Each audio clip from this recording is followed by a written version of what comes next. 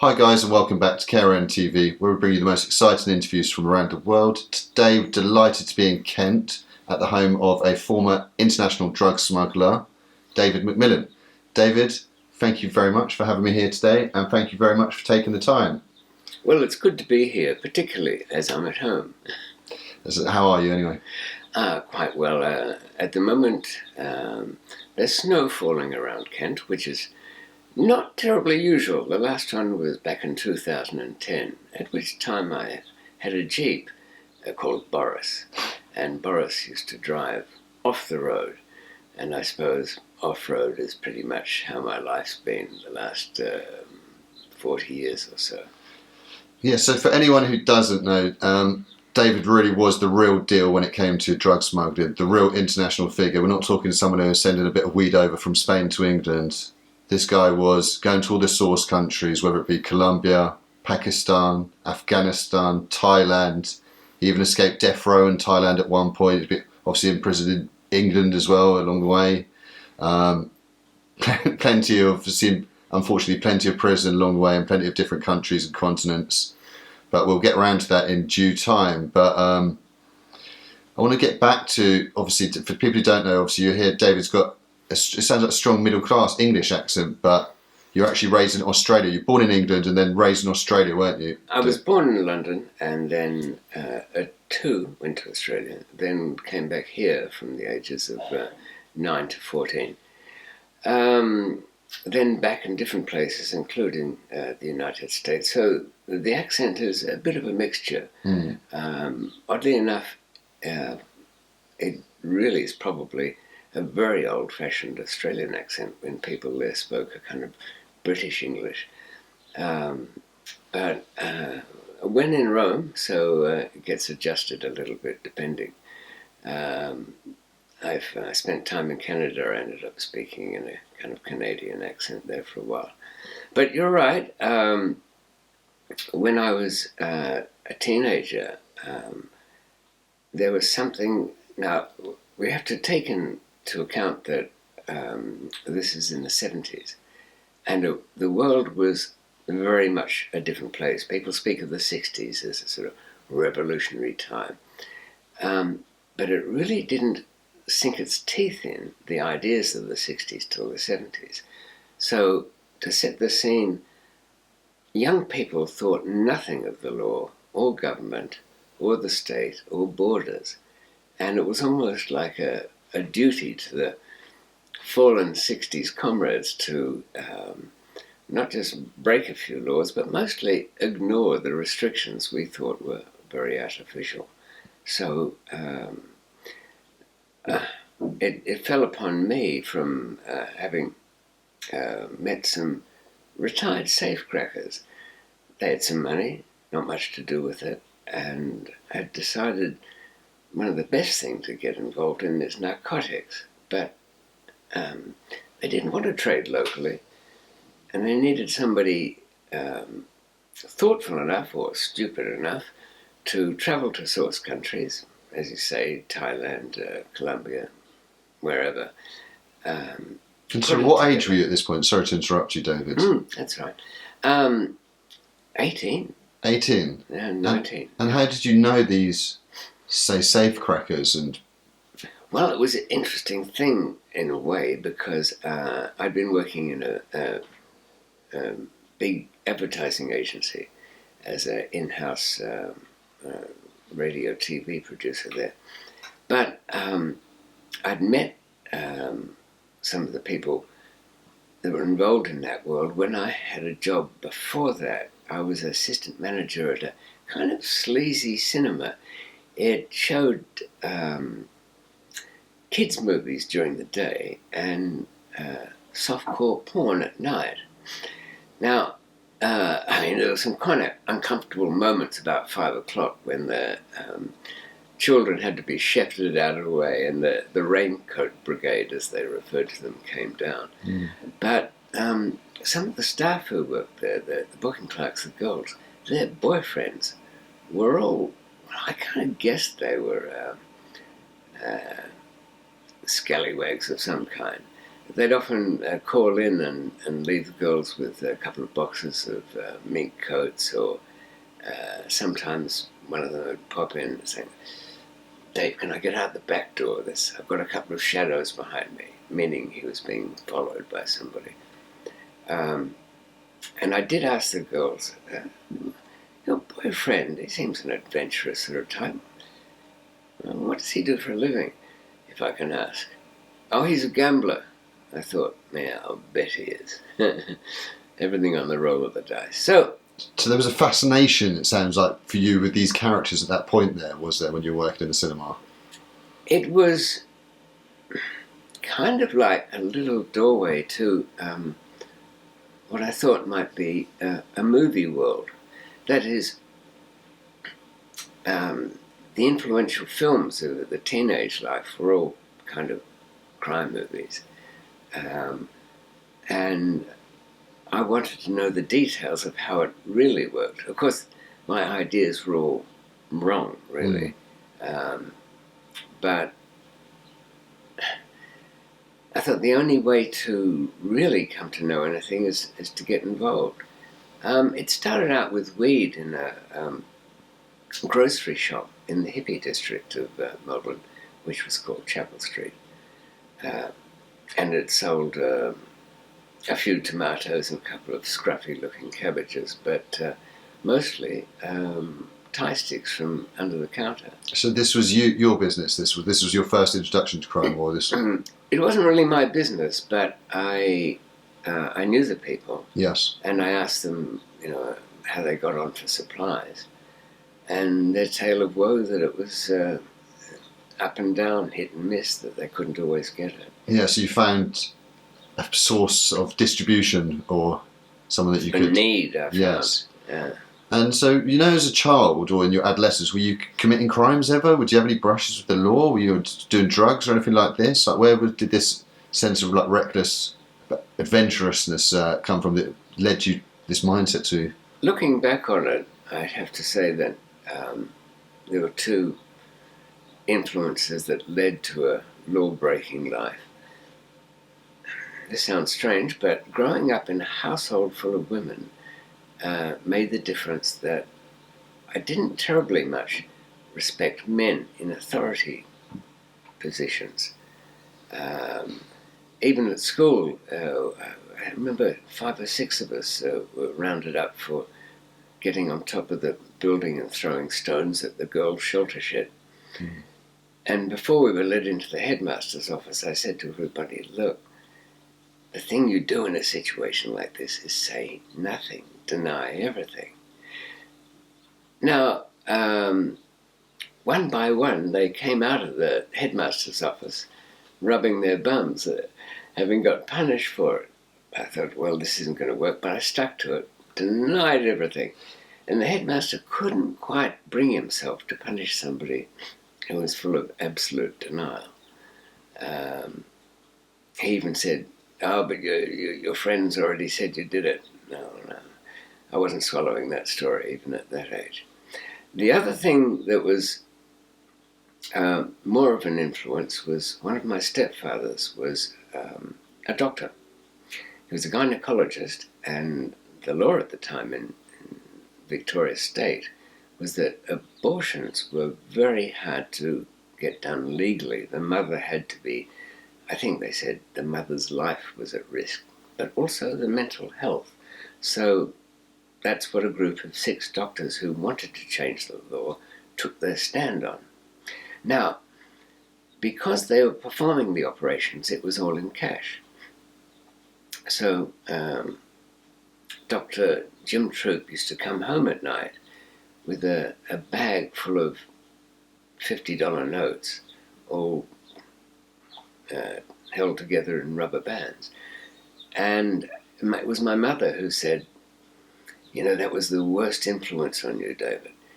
He was somebody who was respected by the community. In fact, he was a very good doctor, a trained professional, yet having to pay off the cops and have all his dealings in cash, and then challenging the law. So I already had it that there were laws that were wrong. and that when the laws are wrong, people go underground and the business is in cash. So that was already clear.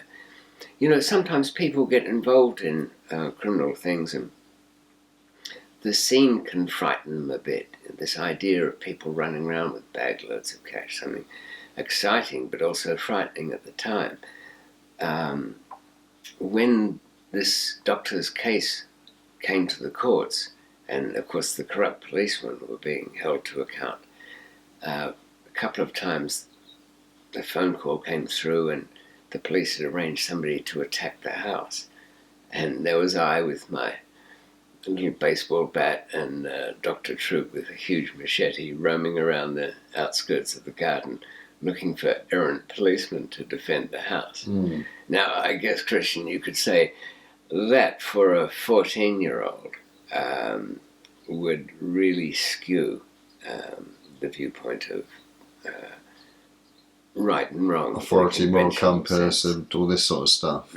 Okay, yeah, because I was always interested, just thinking, how did this, there must have been something in the childhood that had led to, or been around a sort of a strange figure, but sort of a criminal figure at the same time, wasn't he, that even though he was a doctor? Yeah, and it was peculiar. Most of the people, when I did come to meet the safecrackers, they'd grown up in that world. Their brothers and dads were all scallywags, the same as it is in London. People, absolutely. I was listening to driving back yesterday. Sid James had a little record out in the 70s, I think, about how he loves people from Bermondsey. You know, I love to see my friends in Bermondsey with their slashed up faces and things like that. So, you know, from a certain tradition, people grow into these things, and that was my comrades in that area. They didn't trust me much, I have to say. You went from that world where you'd start, so you had to prove yourself, I guess, and maybe go slightly beyond. It was only, in fact, I was only really introduced to them when I was working at the cinema, and just little things like somebody, some other member of staff had said something about her brother as a policeman who got into a fight with some people. But it was something that the policeman had done really wrong, you know, abusing his power. And I remember saying something which was conventional, sort of slightly left thinking at the time. But it was that, well, at least the criminals stand forward and openly doing what they're doing, whereas the policeman hides behind his uniform. You know, it was a crass and childish thing to say. But to the crooks, they thought that was, that's a good sign. So, and I was put to the test in little ways. I didn't realize they were kind of tests, but the kind of thing where you're asked to do something and then somebody from sort of within the group will ask you the details of it, but you keep your mouth shut. So yeah, indeed. So like you say, there was obviously a huge sense of adventure in you. Obviously the 9 to 5 wasn't doing it for you. You'd met these certain characters who had money to invest, per se, and then you'd met the Thai people, and then... No, it wasn't kind of in that sequence. The opportunity was there, the need. But I had no Thai contacts. I knew nobody in Colombia. I had travelled a bit, but certainly not in that world. So, right. I started from scratch when I travelled to other countries. My first trip to India... was this the first sort of source country you went to in search of? I went and got 6 kilos of hash from there. That was the first place you'd went to in search of? And didn't know anyone in India? Didn't know anybody at all. And it was a couple of hard lessons there. So how would you go about, when you've landed in India now, so how would you go about trying to find some My hashish only or cannabis? contact was the Hare Krishnas. They had an ashram there, and I had the address because an Australian villain had fled the country and ended up living there amongst them as a kind of hideout thing. He later on wrote a book about his experiences called Shantaram. Anyway, that was really a dead end. I spent an afternoon there and was invited into the divine presence of His Grace Prabhupada, I forget his name, who did nothing for about 20 minutes except burp and ask for a Coca-Cola and scratch himself. And it didn't change my life. But I did admire the great wooden podium on which he sat, because I knew he did world tours, and I thought this ornate carving might travel with him. And I idled away the time by working out how much hashish you could compress into this thing. So I was reasonably dedicated. But I had to work up from shoeshine boys to... What was that, getting a little bit of hash off the shoeshine boys and then trying to meet their guy? Can I meet your older brother, that kind of thing. But the shoeshine boys, that was another dead end.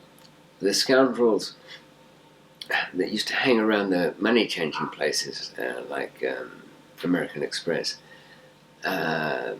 they tried to fleece me, not in the hash thing, but just in that old it's a con trip where they say they can get you a better rate, and they try and do a switch with the money.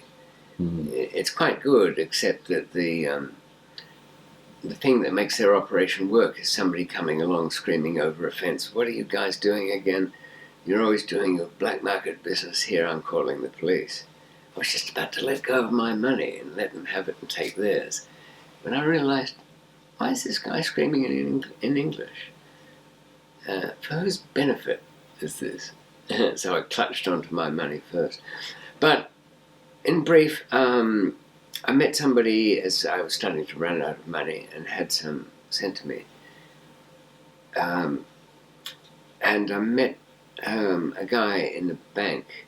Now, he was having some money sent from another country. It sounds rather thin, but I knew that he's somebody who had at least 1 foot out somewhere else. And we can cut to the next scene where I'm trying to pack this 6 kilos into some elaborate device that I had planned. Yeah, so you went out there with, what was it, suitcase or something like this? How was the first 6 smuggling? kilos is too big for a suitcase, especially hash. Hash, yeah, soft hash, was it? Not particularly. It was what they used to call spaghetti strands. It was Northern India kind of brand. Do you remember what you paid for it? Yes, about $400 at the time, so it was quite cheap. Yeah, it was pretty cheap. Were you smoking it at them points there? So would you test it? I had a smoke of it, but that just to confirm that it was all right. I was really focused on what I was doing. I had a plan where I was going to pack it back into a piece of telecommunications analysis equipment, a big box with complicated dials and switches, which I'd exported out, and then had some lead weights in there, which I was going to dispose of, and then pack the hash to substitute the weight, so that when it was returned back to Australia, it weighed the same as on the documents going out. But it was much too ill-conceived, this idea. It didn't work. In the end, I borrowed the guy's 1950s Grundig radio and just hollowed it out, stuffed the 6 kilos in there, threw that in the suitcase and headed back to Sydney. Somewhat risky thing. And in those times there, was it a lot easier than it is today, or was it still reckless abandonment doing something like that? No, it would have been a suicide mission today. Certainly a kamikaze run. What I was lucky in was that in Sydney at the time, like a lot of laissez-faire, kind of relaxed places, they instead of having 2 men on station to do the checking, they had one. And he knew that I was up to something. Opened the suitcase, there was nothing in there except a pair of socks, some underwear, a towel, and this huge radio, which he picked up, but it was bulging at the sides. I had to stuff it in so much. And he said, is this your first trip over there? Yes, yes. Did you, are you going back there, son? He was a sort of fatherly type. I'm thinking that he knew that if I got, he was going to make a case out of it. There was sure to be something in there. He would have spent the rest of his day doing this. It would have been elaborate. And I think he just thought, here's a young guy, I'm going to try and dissuade him. He spun the tuning dial of the radio, and it just kept on spinning. Nothing moved. He said, are you going to go back there? No. Well, see that you don't. And you can take your, well, we'll call it a radio, but get going. So I bounced out of there thinking myself, smuggler extraordinaire, you know. And unfortunately, that little chance he gave you didn't discern you from the life. It just... No. Obviously, you must have felt like Superman getting that through at that point there. And so I'm guessing you must have made a lot of money off those 6 kilos. Can you remember roughly what they were going for? Yeah, about the equivalent, if I translate it to modern money, it would have been about £6,000 a kilo. So quite good. So you were relatively wealthy at that point there. Yes, but I had to pay back my backers of the thing. And you know what they said to me when I turned up with it? They said, "What, you made it?" Yeah. Well, what have you got? This hash? I said, yeah, that's all good. But why didn't you bring heroin or something? I said, wait a minute, we've all sat around talking about that as though it's the incarnation of the devil's hand, you know. And no one had touched that, according to you guys. Anybody involved in it's a sad case, and, you know, well, yeah, but, you know, there's some money in there. So I was kind of scratching my head. Sure, I wasn't holding these people up as the moral arbiters of the world or using them as a guide to whatever. Now, I'd had... But did you not think, I've just made substantial money off just this cannabis, then, or the hash as it was, that this, surely just stick to this? No, because the money wasn't the thing, really, even then. The money was good, I could go and do something else. I looked at all the mistakes I made, that crazy smuggling thing, using that stupid radio.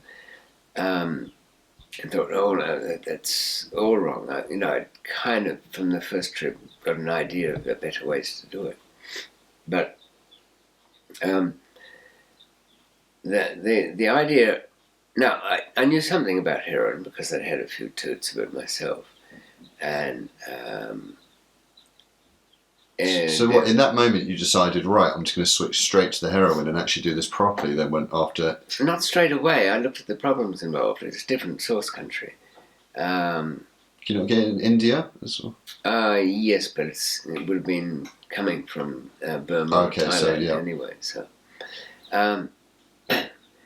but the thing was that even then it was a death penalty matter. If I'd been caught, it would have been diabolical. Smuggling that, I didn't fool myself. I knew I'd been let off the hook at Sydney Airport. I'd have to pack things in a much more technically efficient way. It seemed riskier, more difficult, more challenging. The kind of people I'm thinking, or I thought at the time, that would have been involved in that business would have been either more dangerous or worse. the operations by the police to catch them would have been highly funded and quite ruthless compared to those chasing hash smugglers or hash growers, which was more or less overlooked. So all around, it was a much more dangerous proposition and more difficult one. That's what sold it to me. Oh no, just that reckless abandonment and sense of adventure was what made you want yes, to go you could for say it. reckless, but the determination to solve the problems that I just laid out before myself. Why was I wanting to do that? Was I trying to impress my new friends?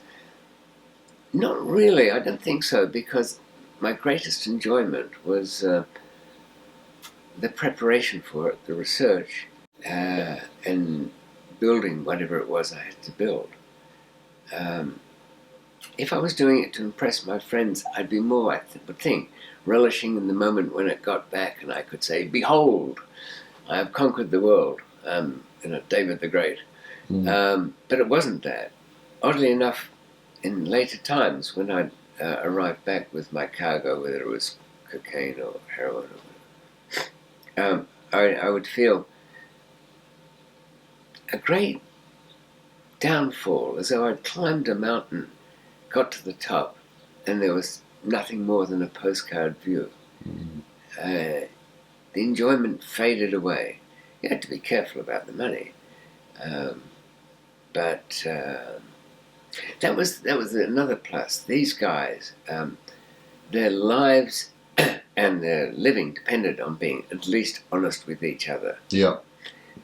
And they were of the kind that could withstand, pretty cruel interrogation by the police. Yeah. Quite a few of their group were hospitalized by police during interrogations. But why did you need these guys after, obviously, they gave you the bit of money in order to do the first trip? When you got back... They had a lot of people from around town coming to them saying, "Listen, can you get weight? Can you get large amounts of what we..." So they were your introduction to the underworld as such? Yes. And they had a lot of rules about communication, about how to avoid being followed. They remember that their work was targeting a place and getting inside it. So they had some kind of interesting things to do. They had to deal with alarms. They had to deal with an existing security setup to prevent them doing exactly that.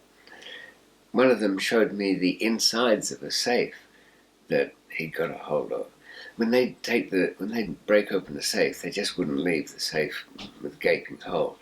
They would take the door with them, so that their opposition, the manufacturers of the safe, wouldn't know how they did it. But the makers of the safes kind of started to figure it out.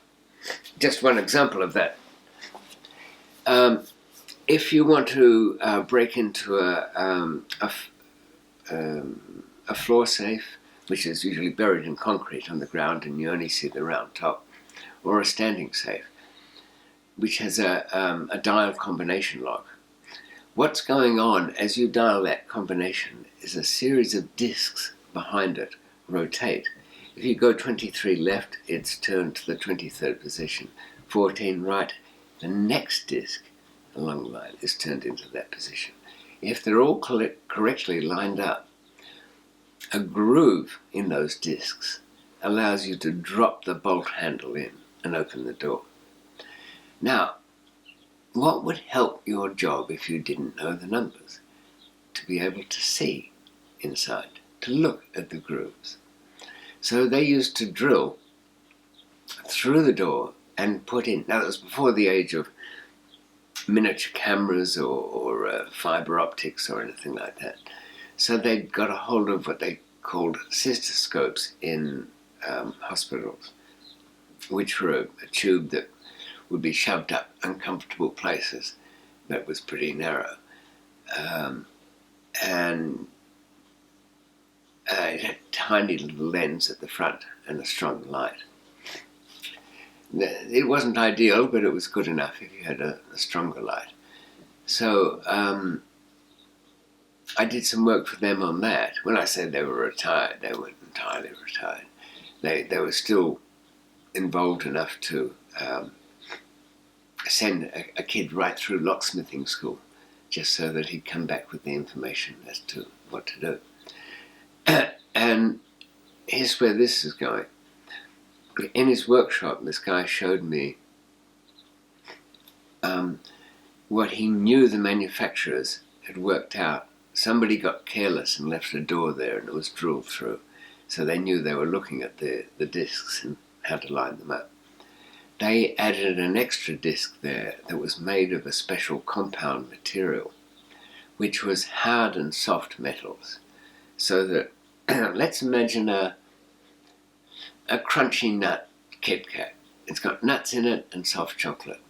When your drill goes through, if it goes easily through the chocolate, but if it hits a nut, it can turn sideways and snap. And that's what this disc did. If you tried to drill through it, it'd skid on the softer metal, then hit the titanium or whatever it is, and then snap. It wasn't really titanium, it was a hardened steel, but that doesn't matter.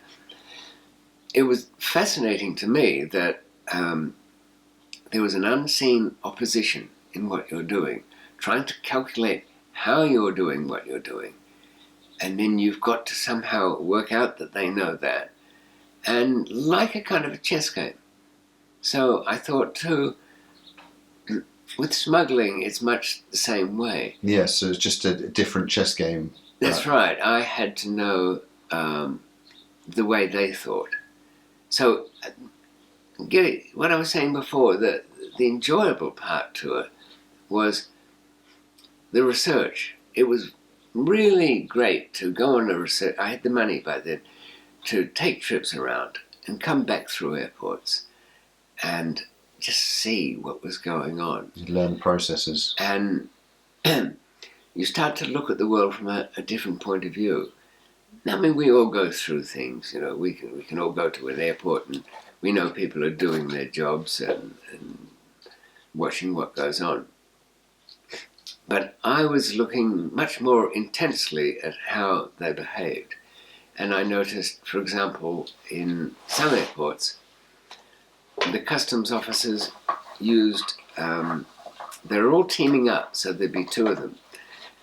And I don't know if you've ever done that, but if you've ever had a check, often as not, there'll be one going through your bag and there'll be the other one chatting to you. Now that's not by accident. The process had become that the supposed searcher of your bag unzips the bag, drops the lid onto his hand to gauge the weight, and he's handled enough suitcases to know whether that's meaningful or not, if there's something stashed in there. And then lifts up every object one by one and moves it to the open lid side. That means he's clearing that. They don't have time to actually check properly anything. I mean, sure, if somebody's got too much booze and cigarettes, straightforward. Or sure, if they've got something else they haven't paid duty on, or some open contraband. But if something's hidden in something, how are they going to find it? They're going to stand there and trash everybody's, hack their way through with a knife.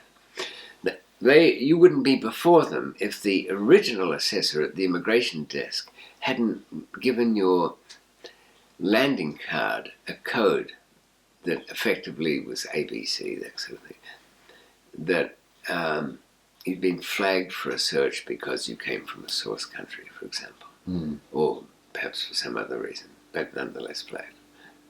Now, as all this stuff goes from one side to the other, the novice smuggler is constantly checking his bag to see when teddy bear is lifted, because that's where it is. And when he sees that Teddy's lifted up, turned, put to one side, cleared, then the guy goes on to the other objects. He gets relieved. Like, fuck, that's over. Looks like I'm going to get away with this. But he is not alone in his feelings there. The second officer has been the audience of one watching this passenger every emotion that goes through him. When Teddy gets to the other side, the shoulders drop, the tension goes away. He becomes suddenly a bit more talkative. Instead of rather rigidly answering questions, he'll start to pal up to his opposition there. That's noticed. He taps the other guy, meaning the last thing you touched. That's where it is. So these were the kinds of things I had to learn. Yeah, so you're very much a student of your new chosen profession. You weren't literally, after the first trip, you were trying to learn as much as possible and trying to gain knowledge, and with a bit of money that the funds that you'd obviously created, obviously using that to invest in obviously your learning, weren't you? It was, I wanted to have all the stuff I saw in the movies that the more interesting, either the villains or the secret agents or the James Bonds had. I mean, a lot of things were built and made for no other reason. I mean, there was some excuse. A Ford Cortina XLE, if anybody remembers those from the 70s, had a kind of wide front on it, a bit of engine space. Put a 327 cubic inch engine in that thing. Improved the sway bars, enlarged the petrol tank, added another tank with little spray jets. By the way, sports fans, if you ever think of that idea, don't worry about putting oil in the tank that's used to spray the road to get rid of whoever's chasing you. Water will do just fine. It sprays properly, whereas oil doesn't. It tends to run and dribble or ooze.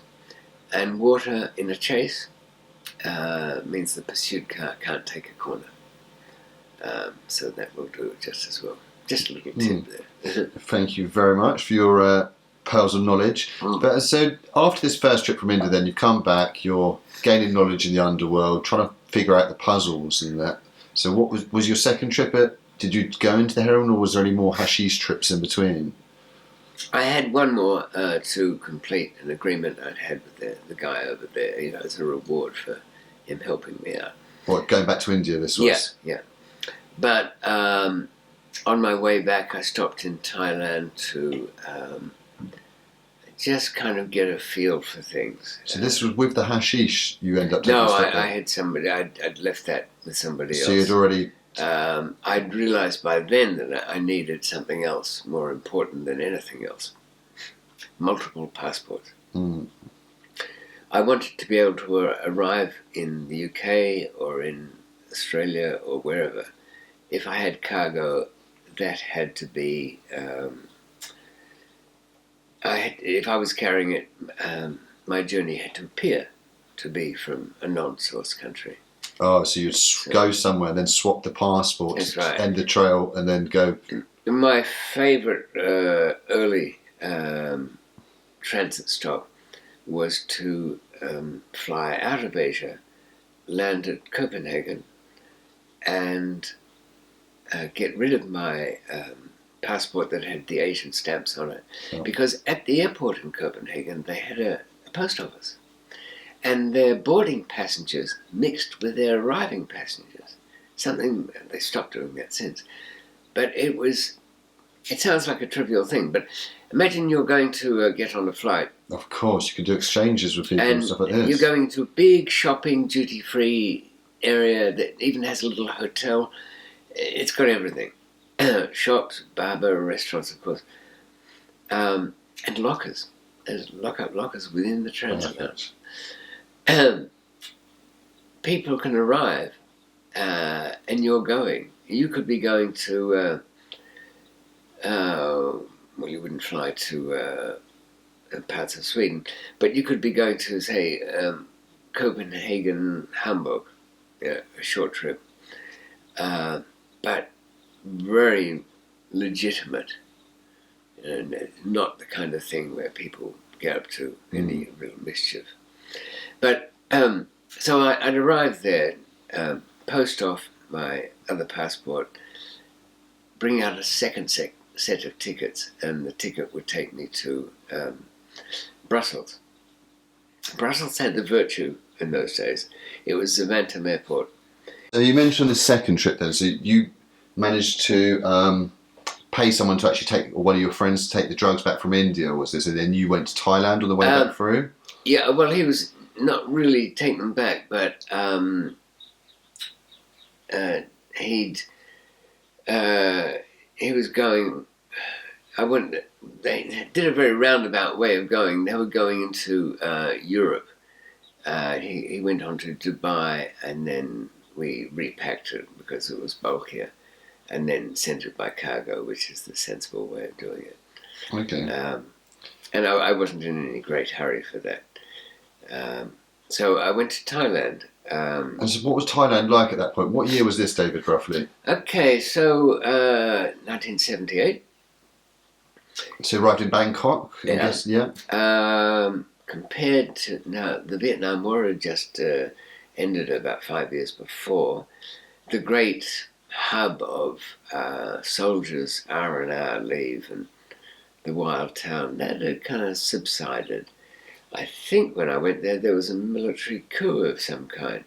I do remember getting up one morning and there was sandbags and machine gun post at the post office. And in the usual Thai way, they say, "Oh, no problem, my penrai, everything's fine." Was there many Australian tourists at that point there in Thailand? Or was it the tourists? There was a few. So you didn't stick out like a sore thumb as such then? Well, I didn't go as an Australian anyway. You went as an Englishman. British, yeah.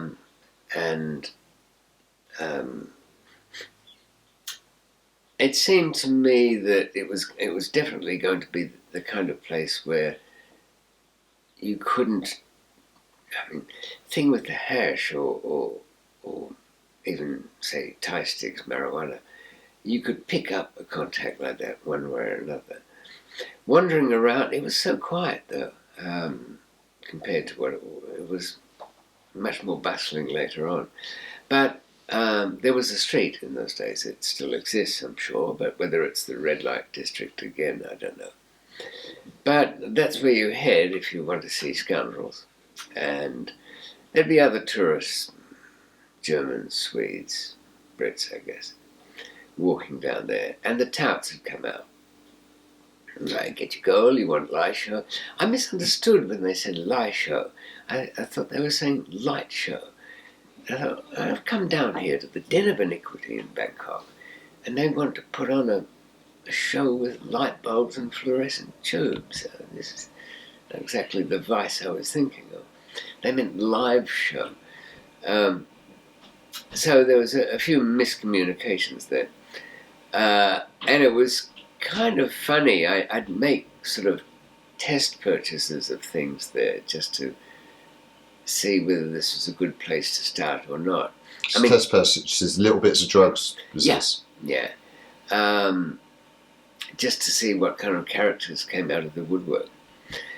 And I came to know that most of the people who come up and speak to you there were working for a nightclub or a major pimp or whatever.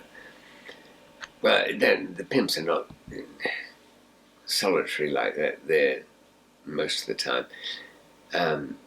The girls would work in big houses, mostly for locals. And they'd sit behind a glass screen and customers would come in and choose one, sometimes as many as 300 behind this screen, all looking around the board, sitting there. But I could see that they had a television in front of them that we couldn't see. Anyway, so walking down the street, you'll be, it's like Christians walking down there, you'll get about 10 feet before somebody gets up. You want girl? I get your girl. And you'll be thinking to yourself, well, I can get my own girls, I don't need, your offerings. But they're there to relieve you of your money, come what may, and so they'll offer you something. So you dismiss the offer of a girl, and they'll come up, I get a young girl, very good, she's virgin. And why is this going to be attractive? I don't know. Somebody inexperienced is going to cry a lot? I don't think so. So you dismiss that. The guy would be scratching his head. Brainwave, get your boy. Nice boy, very good looking boy. No, thank you. Keep on strolling. Well, you're not down there for nothing. You're down there for something, Mr. Tourist. And the tout is really getting frustrated. He's thinking, what sick, rotten, perverted thing does this bastard want? So another little brainwave, and it'll say, you want smoke? I get you Thai stick. And then you react. He congratulates himself. He's found out what tonight's expedition is all about. So you avail yourself some of his low-quality, second-hand, bought from somebody else, Thai stick, and in conversation you throw up, what else can you get? Now, in Thailand, all pills are available over the counter. If they're not available over the counter, they're illegal. So it's not like there's a great range there. But if you say, can you get number 5? Now, number 5 is a mark of quality for heroin. Everybody kind of down there knew it. It's about 1.2 grams in a little plastic bottle with a 5 written on the bottom. I often wonder whether they had those specially made or just a generic thing. Now, 2 out of 3 touts will not like this idea. It's not that they can't get it or don't know Johnny who does it. It's they wary of foreigners coming up asking for this sort of thing. But you get over that hurdle, and greed usually wins on the day. But all the experimental work down there didn't come to very much. What I had revealed to me was that there was Johnny the Pimp tout, behind him a nightclub owner. Anything bigger, he'd have to get approval from the boss about dealing with a foreigner for this, because if it was going to lead to trouble, the boss had come to know about it and want to know about it. So I wasn't really going anywhere. But for the world traveller, here's a tip. Don't go for the excitable ones if you're walking down a notorious street. Go for the kind of jaded, I'm down here doing my job, I've got to try and pick up a bit of trade for the night, but I'd rather be at home getting stoned. He's your man. Lift him up by his bootstraps and say, come on, we've got to go searching tonight. And you'll know you've picked the right one when the regular enthusiastic touts shake their head dismissively, thinking, what do you want with that low life? A low life is just what you want. Now, it took a couple of stages to get to anybody better there. One of the ones I'd scraped off the streets there had got me a bunch of these number 5 bottles. It was too much expense-wise. I mean, they don't adulterate their heroin. They simply package it better. Their junkies know it very well. Their streets, their lowest level sales is by straw. Get a large, wide plastic drinking straw. Get hot scissors and seal one end. Fill it up completely till it's full. Hot scissors on the other end, then cut it up into sections. So for the equivalent of about 50p, you get a little blast out of it in there. Slightly wasteful between the bits of stuff burnt into the plastic, but nonetheless, very efficient way. If we move ahead about a year into this, when I was bringing in quite a bit of heroin, I was actually facing the thing of what's the best way to sell it. I mean, sure, the old villains, they had contacts, but we talked about it. They had so many contacts. They knew shoplifters, they knew street thieves, they knew mischief makers from all over town. And a big swathe of them had become addicted and used to do their bits of business down the street. So we figured, instead of getting involved with effectively competitors at our own level, how would it be possible to sell kilos on the street in any efficient way, even by taking heavy discounts? So ignore the wholesaling of it. Okay. Entirely. Take all our street people that we knew and say, here's your deal. Now, in those days it was sold in capsules. So real quickly, how much did you bring back on that first trip then from Thailand, and how much did it cost you out there? It was quite relatively expensive. It was, I'll talk in dollars here because everybody keeps what they're worth in mind anyway. My kilo cost me about $5,000. So did you just get the 1 kilo the first trip? Yes. And it's not a kilo. It's 1,100 grams. Okay. Slightly over, because that's one Chinese tail, which is their system of weights that they use in the hills up Little there. bonus then. Yeah, I guess you could say. And how did you get that back then? Was it? Well, it was because of the way it's sold there. Your average user wants to be able to see at a glance whether it's any good. So what they do in the final stages of cleaning it up with charcoal filtering, as they're dehydrating that and bringing it back, they'll put the whole mixture into a huge glass dome and rotate that under a heat, but they keep it rotating. So what you end up is these fluffy little balls, like, imagine white instant coffee, but lightweight are the same thing. Now if you touch these things, if you squash them, they'll go down to 1/5 of their volume, and you won't know what it is. It could be talcum powder for all you know, because it's got a rather unique smell.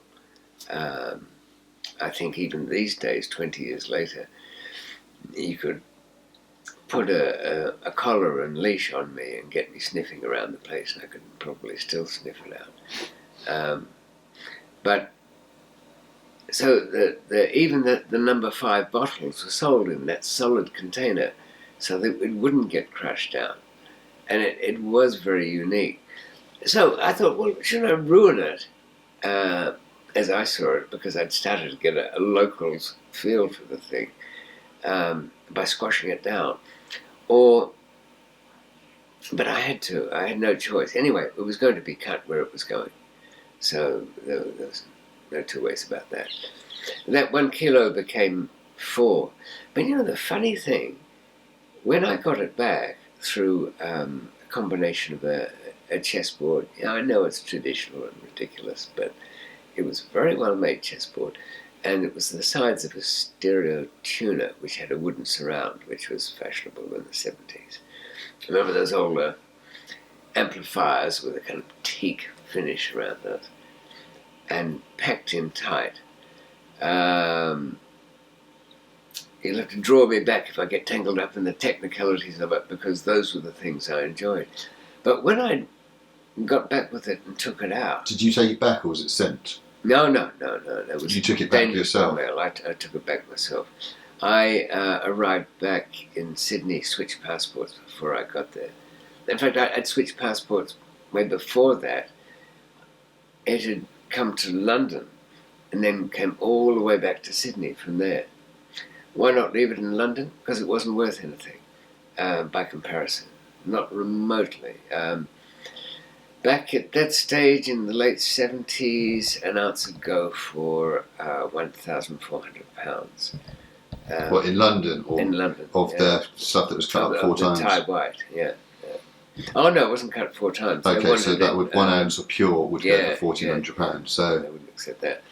But it was still nothing compared to... so you get about 50 grand back on a kilo in England, 55 grand. Yeah. But by doing what we were doing in Australia, cutting it, putting it in the capsules, getting the street people out, Yeah. and in bottles of 100 of the capsules. Those capsules sold for $50 each, Yeah. retail on the street. So, what's it, 5,000 for a bottle. These guys, it was so good, the quality and its purity. These guys had come back every hour and a half. They could take the 100, the first one of the night, on credit. But my friends were not to be messed with. They would be, they wouldn't die or anything, but Consequences if they were to. They just couldn't show their face again, and they'd have to come up with such an elaborate story. Sometimes we'd actually forgive for the more elaborate stories. I remember letting somebody go who ran away with something or other. But you're really maximising your return then by breaking it down into these small amounts after getting it obviously back. Then it 4 times, and even with partners in that, I was still making $400,000 on a kilo. Jesus Christ, that was a lot, and it was moving like hotcakes. So the first one went really quickly, and you were back out there in a short time, weren't you? I learned something. Yes, that's true. I learned something too about human nature. My partner and I were running around looking for, I'm not going to do this from home. We needed some useless halfwit who had a house and no life that could be the staging point for the street people to come and pick this stuff up. And we found one. He had a job, swimming pool attendant at the local baths. Now, what was his job? Nothing. It was our house. When we leave, counts up the money. I said to my partner, Rocky, don't know about that. He sure it's what? No, I've known him for years. I know he won't do anything. It's not the point. And he's getting paid good anyway. He was getting $5,000 a night. Jesus. For just having a house. Now, the crime world has changed so much. You could, if you went to somebody around London today and said, I'm bagging up, chopping up, doing whatever with some Charlie, and I need your place for the night. And you're going to have a lot of people coming and going, so there we are. You want it or not? They wouldn't be getting any £5,000 or anything remotely like it. That person would be getting 500. Well, yeah, the problem is in London there's 100 drug dealers in every corner, but I'm guessing at these times it was few and far between, was it? They were very unreliable. Things were hit and miss. There weren't any such major importers as there might have been. So obviously from the price, obviously it was high in Australia at those times and it has remained to this day. Is that just for... It tends to be. A lack of supply? I think these prices are... ultimately you could say the price of all illegal things is dictated by the government. Why? Because they, depending on how illegal it is, that is what the punishment for being involved in. Now, the greater the prohibition and the punishment, then the higher the price. If dealing in cocaine or heroin carried a 6 months imprisonment or a fine, the price would be low. Of course, but is it their punishment very different from England then? No, that this is more of a social phenomenon, that the available income is higher. There were fewer competitors. It was hard to get, so it was the right years to be doing it. It was on the rise. I got curious once as to who was taking it. I said to the street people, how many drive-bys do you get a night? There's people from the suburbs coming by, getting a bit. Oh, a few. What, are they regulars? They come every day? Are they full-on junkies? No, they're weekenders. What, they don't get in trouble with it? Oh, sometimes, might get the odd call during the week, if like on a Monday or something. And then they'll go dry for a bit when they realise they're getting themselves in trouble with it. They stop using it and then feel a bit ill. Think, oh, I'll leave it. Did a kind of a car park survey once. Asked everybody to say what type of person your customer was.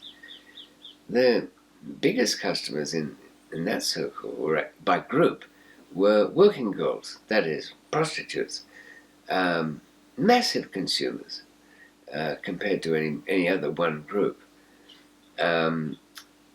People who had cash incomes from anyway illegal sources, that is, small-time thieves, big consumers too, or with full-on raging habits, or other dealers. What surprised me was that the weekender trade, the people who are not addicted except sometimes, and then they go and dry out somewhere, was very, very high. Because you'd know that from the people who are coming to us taking the bottles of capsules, they're a dealer, they don't pay for it. Their customers pay for it. Where's that cash ultimately coming from? Outside of the internal, I'll add on some, you give it to somebody else. As I say, working girls are the thieves, but the thieves would disappear when they got imprisoned for a while. Go through all of whatever prison meant for them as being junkies, which is usually quite an active life. And then come out and you'd see them again. But it wouldn't work if it was nothing but those groups of people. In other words, if there wasn't at least 50% of even heroin users who either didn't have a life-crippling addiction or have it utterly out of control, then the economics of it would collapse it into a small market. And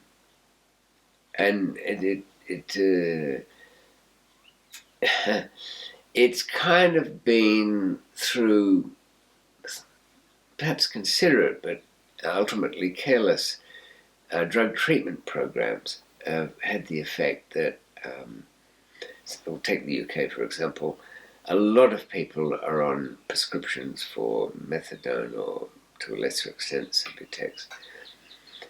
But all that's doing is allowing them to use their spare cash for heroin. It's not really a solution at all. In fact, what it's doing is widening the base of what would have, in marketing terms, is casual use. You might say, well, who cares about all of that? Well, if anybody thinks about finding ultimate solutions to these things, then it makes a difference. If your base consumer is not using all the time, but just in between his other treatment programs, then you haven't solved anything. You haven't even made an acceptable substitute drug. So even then, I thought, my crook friends didn't give a shit what I thought. They had no sort of interest in the wider picture. But I realized then that the only way would be absolute legalization. Yeah. Supermarket, go in there, get a card at the desk, sign away your life. Yeah. Like in Sweden, you know, when you buy booze there, you have to go to a system blogger. Yeah. And you're lined up there like a criminal. You had a hugely inquisitive brain, didn't you? That was trying to look at everything from every angle, it seems like, even at those stages. Well, yeah, I mean, I always wanted to know... You were trying to become a professional in your chosen field at that point, was it? Why everything was as it was, not just saying, reacting to things. And that helped, and that's when I got couriers. But you know, after this first trip, when you'd switched to heroin, and like you say, you'd made hundreds of thousands, you could have quite easily retired at that point or invested some cash in some legal business. But obviously for you, it must have felt like you'd found, it was the gold mine, you'd found the gold. Yes, but it was starting to get a bit dull. Once you never perfect anything, but... Well, you'd hit such heights at such an early stage in your criminal career, hadn't you? Well, I didn't really have a great plan for turning my ill-gotten gain into something more interesting or doing anything with it. Oh, lots of people had lots of advice. Some people said, close it down when you've at around the 1 million, 2 million mark. leak that back into a business, a restaurant or something would be good. Yeah. All good, all dull. I mean, I was not really interested in that next stage. This David at 21 hasn't even bothered to finish furnishing the big house he's just got. Just glass coffee tables piled up with money. Not really terribly interested in that either. So when you've got a lot of money, you're not interested in money. No, I was kind of interested in what happens with it, because I'd never had a lot before. So where the cash goes and how it moves around, it was a thing of kind of interest. A bank teller, she told me once, this money's been buried. I said, you're right, how did you work that out? It was always better to take that, attitude, even though you're a bit worried about her having figured that out. How did she know? She said it's the smell. She said she'd come across it before, and people had their weekend takings or something, and didn't want to leave it in the house, and they'd wrap it up, but they'd bury it in the ground. Smell the dampness on it? Or? Yeah, kind of damp, earthy smell to it. And I said to other people, I said, don't react in a stupid way by saying, oh no, it's not. Don't know what you're talking about, it's such and such. When you're dealing with somebody who's remotely in an official position. Yeah, I've done this before, made this same mistake. Do not congratulate them on their conclusion, even if they're wrong. And then work with that. Because after a while, and especially when I had the couriers, the best of them were complete fantasists, living in an otherworldly. I'd look at Zaventem Airport in Brussels. I could look down on them arriving. I'd worry about them like some school teacher with gifted children or something. I'd be right on them. I couldn't leave them alone. I'd be travelling there. I'd be worried they'd get an idea. A very dangerous thing in a professional courier. He doesn't want ideas. Sometimes they say, what am I carrying? Plutonium. Powdered babies to sell to the Arabs. Whatever your worst conceived thing, that's what it is. And so you don't want to know anymore. And it's true, they didn't see it. It was pretty well packed. When I get that stuff out, I didn't want to sell it. I remember getting back some W.O. Globe brand stuff from northern Thailand, still in its original bags. So, sorry again, what was it? W.O. Globe. It's one of the three big brand names of heroin. Of heroin in Thailand. And they're just sort of there. They have their own brand names. Yeah. No, the brand name belongs to the Protector. Yeah. The taxation department. Similar to the Colombians or South Americans stamping the bricks. Exactly. Yeah. So it's got the authority.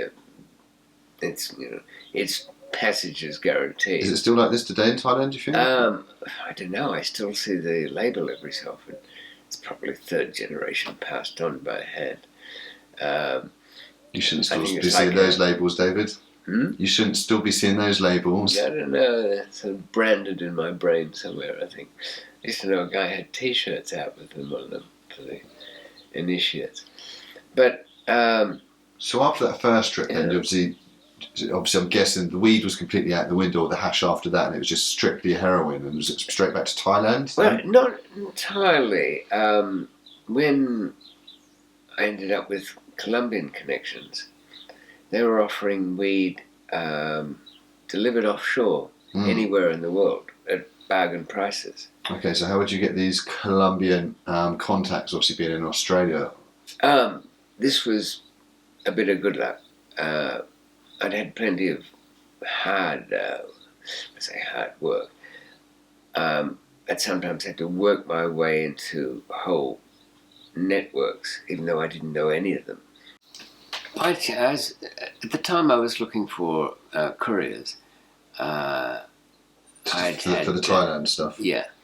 I'd started to understand their outlook and and what's good and bad about them. And my wife at the time, Clelia, had said that she'd come across some people. They both had raging habits, heroin habits, I mean. But they were a little unusual. He, Michael, was an ex-pole vaulter champion, done his knee, and so he became art teacher for a while, and then a bartender in Sydney. But he'd been big in the weed business, and he was getting his stuff from the Italian growers on the Riverina Valley system, bordering New South Wales. But that all fell to bits when he was cheated by a partner, and he was being preyed upon by villains around town, running in, and third-rate shitheads who just would come in and steal everything. So I went to meet him, and he was ideal. He was tall. Taller people make better careers. You'd be ideal. I'm absolutely horrific. My attempts at smuggling consisted of trying to bring personal amounts back from Amsterdam, and it was very, very unsuccessful. Like I said, I wasn't the good fantasist. When I got asked the questions, I bungled it. Yeah, pretty much crumbled, you know. No, I just meant the look of you. There is one thing, though, that goes somewhat against you. Your eyes are too alert. Yeah, I'm a terrible liar as well. You need to be sleepy-eyed and off in some other world. And that's why the fantasists were good, because they were unfazed by it all. But I thought Michael would be quite good. I solved his little problem of having night raiders coming around, because I half knew some of them, and made them give the money back and so on. I didn't have to, because I was dealing with people who were taken very seriously. I didn't need great protection. I didn't need some fierce minder or something like that. To mess around with me would be directly taking the income away from some people who were. So, like I say, you found the right people at that initial stage. Those safe crackers. That, like I say, and similar to this country, the bank robbers are the most respected at that time. Now, obviously, it's slightly changed these days. Well, their profession is gone. You can't hit an armoured van in the same way. The safeguards on the money they're not generally technical. Well, they are technically minded, but they really don't have, the kind of people around now don't seem to have the dedication for that. The dedicated crooks now, they're behind their computers, because there is the portal to untold riches. We're switching it, turning into the digital age, isn't it, of crime? Well, years ago I would have said to a young man thinking of going into the world of crime, get yourself arrested in Amsterdam if you can manage. It's not easy to do. And spend a couple of months in the jail there, and you'll come out with a fat address book with contacts from everywhere, because 70% of the inmates are foreigners. Yes. Thankfully, I didn't meet you and get this advice when I was at my bad stages. No. You know, otherwise I would have been on the first train. I would have teamed you up with somebody who was so distracting to you, the focus would have gone away. Some glamour puss of a model type. You would have been. I would have said to you, look, you're going to get stopped a bit, but really, this is just going to be out of curiosity.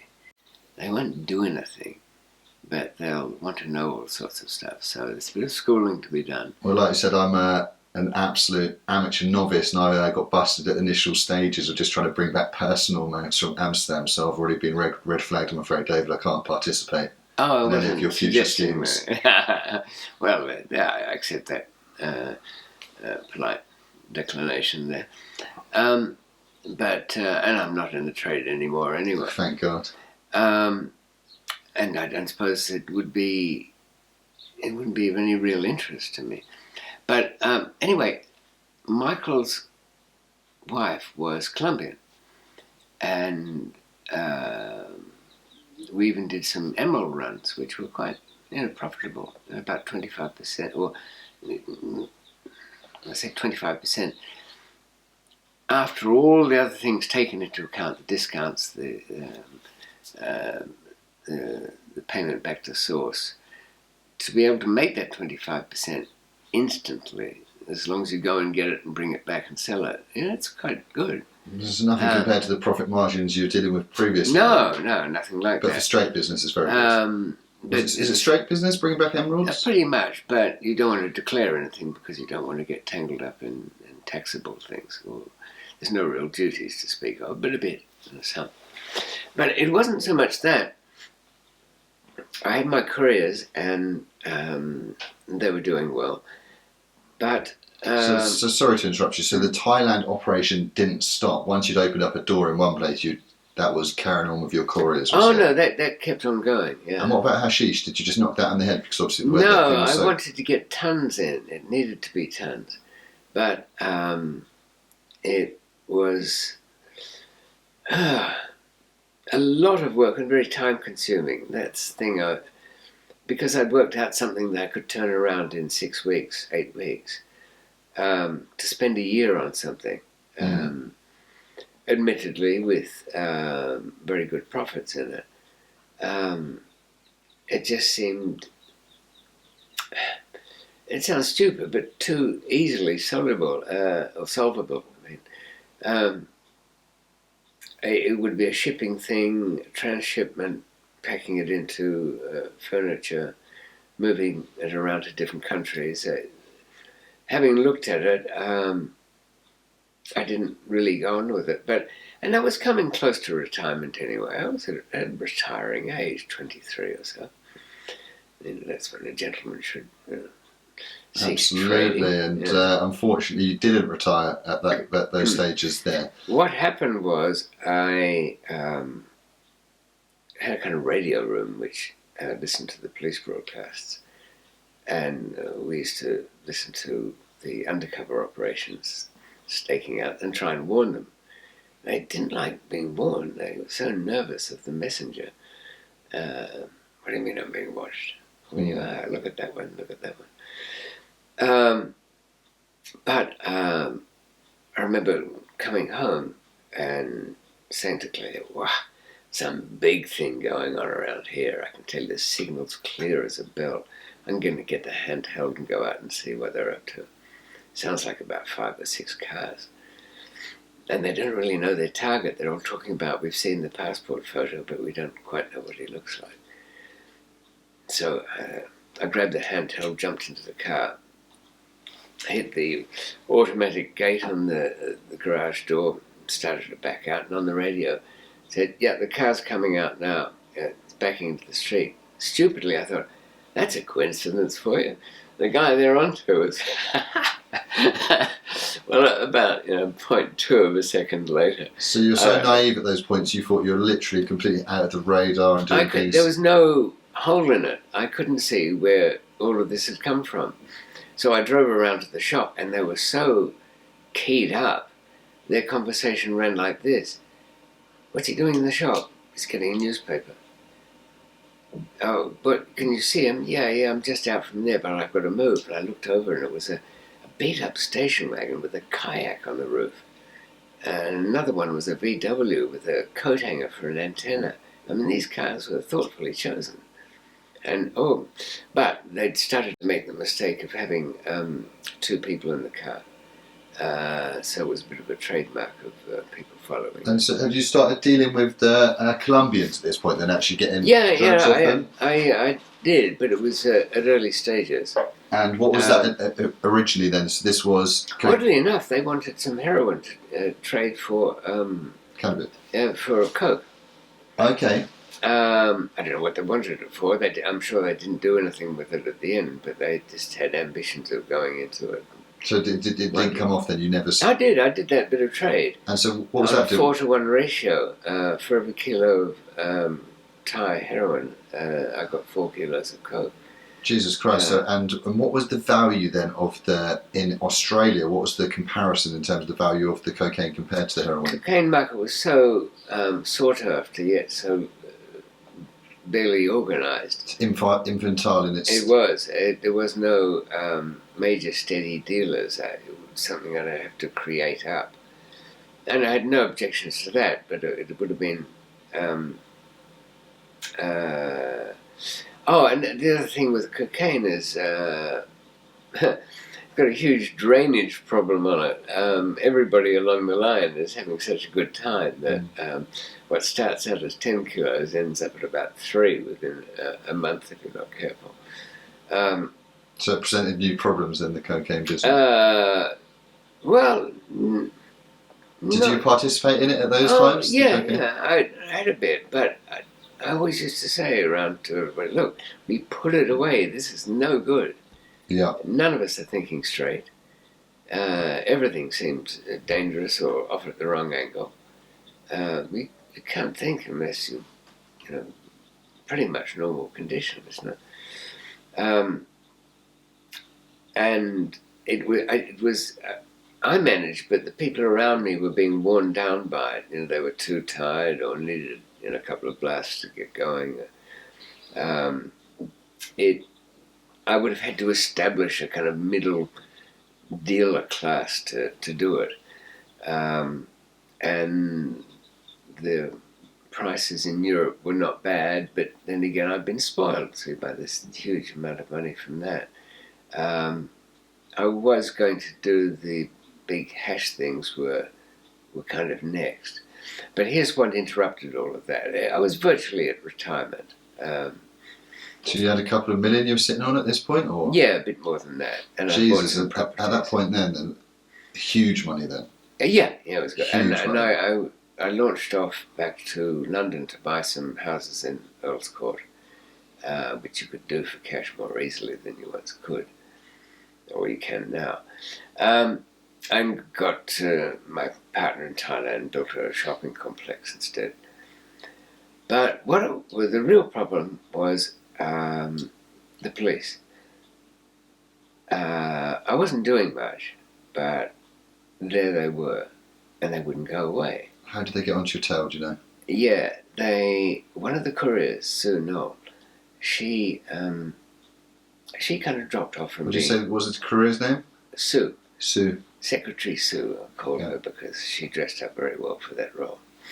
Now, she kind of dropped out of it, and I'd lend her things, and they'd turn up in pawn shops. I'd look, Sue, do you need some money? I don't mind.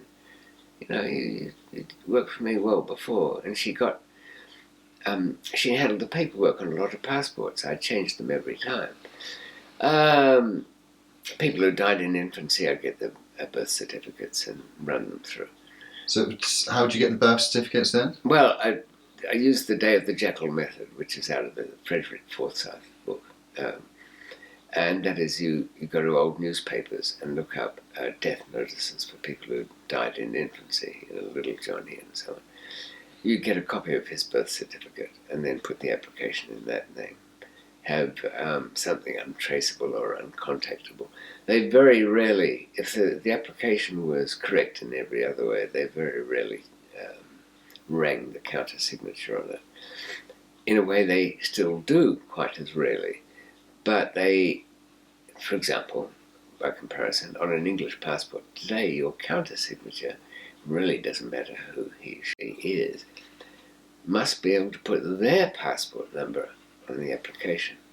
So they can check at a glance that it's not a phony, that it's a real person who exists, who's supposed to have signed this thing. And sometimes they will do a check on some of them. But in those days they didn't. Now, she had some problems and got arrested for something or other.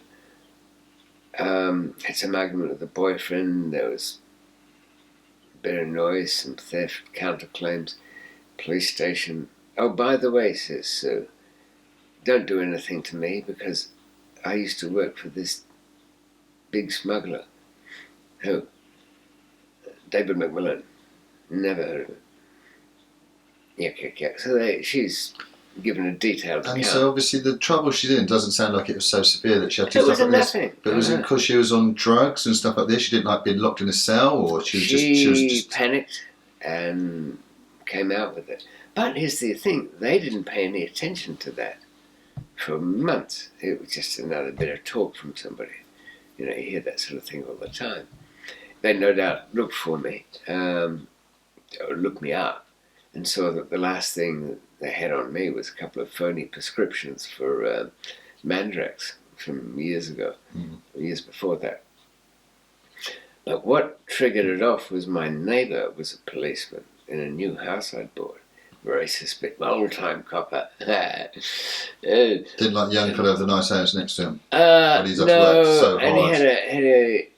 He had a sense for it. Like I can pick a smuggler at an airport. He could pick a crook. And we'd had conversations at the front gate as I'm getting up rather late again to head off to work. I've given him the cover story, restaurant business, up late nights, all of that. He wasn't swallowing any of it. I wasn't there under my own name either. That's what confused them. So when he put his 2 cents in, they started to make the connection. Oh, and there was one other thing too. I imported a very fancy American car into the country and then had to walk away from it because I hadn't checked it all out myself, but instead of paying the very high duty, it was like 90% on the car like this. It was kind of like a 1939 Bugatti Royale, but it was a reproduction. And ended up in the customs office being interviewed about its value. And see, all these things sort of fell on the same desk. And they got curious. So they believed Sue's story all of a sudden. Yeah, that fitted. And you certainly looked like you had all the trappings, like you say, of all successful. Yeah. The car I was in was new. It was bought with a check, but even so. So at this point here, then, like I say, you know the police are on your tail. You've had it. You're quite conscious. You've got the radios and stuff like this. So why didn't you step away? What happened at this point here then? When I saw that, I grabbed Clelia. I went to I lost the tail. I went and made some preparations. Went out to dinner that night to her family had restaurants. We went in for a meal, sat there at the window where they could watch. Snuck out the back way through the kitchen into a waiting car, got driven away. 36 hours later, I'm on a beach in the Bahamas. Nice. Rent a boat for the day. He's doing some marlin fishing.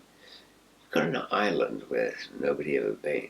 Oh, they're not really islands, he said. They're just sandbanks that come up, but they're sort of islands.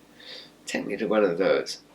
Put my towel and bits in a plastic bag and tied it up and swam out to the island and sat there like Robinson Crusoe. What to do? And I sketched it out with a big stick on the sand dunes there. Sensible thing? Slip into the night. Take wife, dog, everything, evaporate like I have now. But, okay, come back in a couple of years when they've burnt out their funding for this little bit of interest they've got. Pick up where you left off. But who are these people anyway? This is the dangerous part. Who are they? Kept following me around. I came back. I was making preparations to dissolve everything, quietly putting up some properties for sale. Then it seemed to get worse. One thing about money in this business, I was talking before about a guy whose only job for $5,000 every night was to let his place be used for pickups and drop-offs. He saw all that cash after a while and said to us, listen guys, and he was being paid well, can I invest in the next importation? And Rocky and I said, look, you're being paid for this. What do you know about importation? You know nothing. No, we don't need investors. Why would we? Yeah, thanks, but this is your job. Stay with it. Ambition. Michael as courier did the same thing. Can I put some money into the next one? I've got plenty of money, Michael. Oh. Can I do one myself? Free country, do what you want. Yeah, I'm going to do it. I'm going to go and do a run. Good, good. Just one question there, Michael, or a couple of questions. How are you going to travel? I mean, your name's a little bit known because of the marijuana trade. Well, if it's all right, I'll use the passports you've been giving me for these jobs. Okay, so you want to use my passport. Who do you know over there? Well, I was going to ask you about that, can I go and see your man? Okay, so you want my man. How are you going to get it back? Well, those stereos, when you're finished with them. I said, I'm never finished with them. I use them till they fall to pieces. Oh, well, I can get one of those made up. And when it gets back, who are you going to sell it to? Yeah, I mean, when I met you, you had assholes coming through the front door at night with guns. They went away because they had to. Well, perhaps you'd like to move it for me. I'd give it to you at a good price. Oh, I'm sure you would. So, let me break this down. I had to take the wives out for dinner for this one because I wanted everybody to understand quite clearly. You want to use everything I've worked for, including my documentation, which are on loan to you for the job. You want to use my method. You want to use my man. And last I heard, you were trying to line up your trip with a trip that I'm making so that I'll be around to guide you through it because you're not sure about this packing thing. And when it gets back here, you want me to sell it for you. And Michael, why don't we just iron out all this middle ground here? Instead of making, 90%, why don't I just give you 60% of everything I make? Because that's what you're doing. Oh, don't take it like that. No, I'm not taking it like anything. All your own stuff? You're welcome to it. I'm not going to carry you through an operation. So I realized that people were resentful. That's what it amounts to. That they thought they could do just as well. People are entitled to think that, but you'd rather that's what they do than simply try and get into bed with your wife. I suppose that's what it is. Now, so against that background, Michael had gone out and he was sold a connection. Wouldn't tell me about it. He was sworn to secrecy. Okay. Which I was a bit puzzled about. But it was a normal enough thing. It's coming in. Yeah, it'll be here soon. Some did and was. And I sold it for him, but at a rate that was favourable to me, not necessarily to him. I said, Michael, you're welcome to take it somewhere else. But with me, I'm offering you cash here, now. I deal with the people in car parks. I deal with the people who are under surveillance. You're welcome to all that. You might not want it. Might be happy with, Yeah. I said, by the way, I've got to ask, since I'm this close. Somebody's come to you and sold you this connection, and I can work out that he comes to this country by himself with couriers and gives you the stuff from Thailand, I'm sure. But here's my question. Somebody has sold him to you. Yeah, I paid a lot for that. Yeah, I guess you did. How much, by the way? Oh, 50,000. I said, is that all? Okay. So somebody, Mr. X, has sold you his top-rate connection, is bringing it to his door, giving it to him for a quarter of the wholesale price. Why is he doing that? He loves you on the sly, wants to marry you. He's nurtured a passion for you and makes you a rich man. Don't you think there might be some other reason behind that? And sure enough, there was. This guy was red hot from day one, coming into the country. Michael came to me with a problem. guy's in a hotel room in town, Southern Cross Hotel in the middle of Melbourne. We met him, and it was difficult to do because he couldn't shake his tail, so we had to do a lot of elaborate stuff for that. They'd been monitoring him going into lots of countries, including Australia. They'd been through his address book. It was fat with names from everywhere in the world, just about. I said, Michael, this is the time, you better tell me where this guy came from to you. And he told me. And the guy was a notorious snake. The only reason he would have unloaded him as if, and it turned out he'd been arrested with some of this guy's stuff, talked his way into it. Now, I should have walked away, except I couldn't.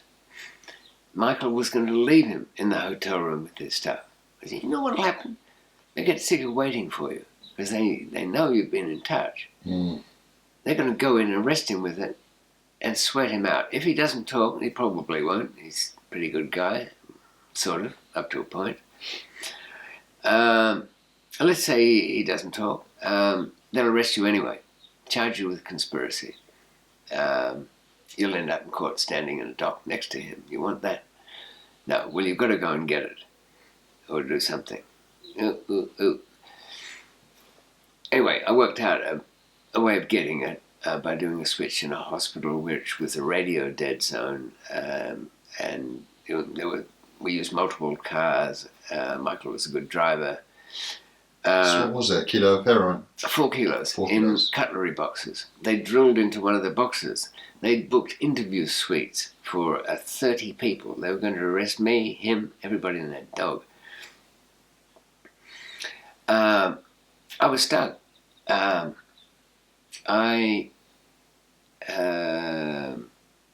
worked out the day, and it was a close-run thing. Their car started to block off the emergency exits of the hospital, but we went over the fence to the other cars. You know those roads where they're closed to through traffic with poles that lock and slide down? They're in suburban streets that are normally quiet, but they don't want through traffic, so they put up these barriers. But they're open sometimes. So I had the keys to those so I could block off streets. Managed to get the stuff. Police had a sad day. They couldn't communicate. We could because we had transmitters which had transmission frequencies cut on crystals between the regular ones. And I shouldn't have even really done that, but I kind of had to, and that was kind of exciting, so I did that. But then it got worse. My wife was saying, look, we've got to move now. Because now you've really put their nose in it. Yeah, First yeah, time, they're not happy you're on the about radar. this. Now Yeah. you've put their nose in it. Yeah. I thought, I need to know who they are. You've embarrassed them now. They had gone to my travel agent, not knowing that he was in on it. Foolish thing to do, not to guess. Because he'd already told them that, he said, oh, he's quite a big client. But do you know any of these names? They produced a list. No, he said sort of, I think some of them. He didn't really know what to say because at least 12 of them were me under different names. He gave me the list and the telephone number of the policeman who had come down. I traced the number to an office. I put on my moustache, my silly-looking hat, dust jacket, building security pass and clipboard, went wandering about the place, and I found they were so paranoid, these police, they were so wary. They'd rented separate offices.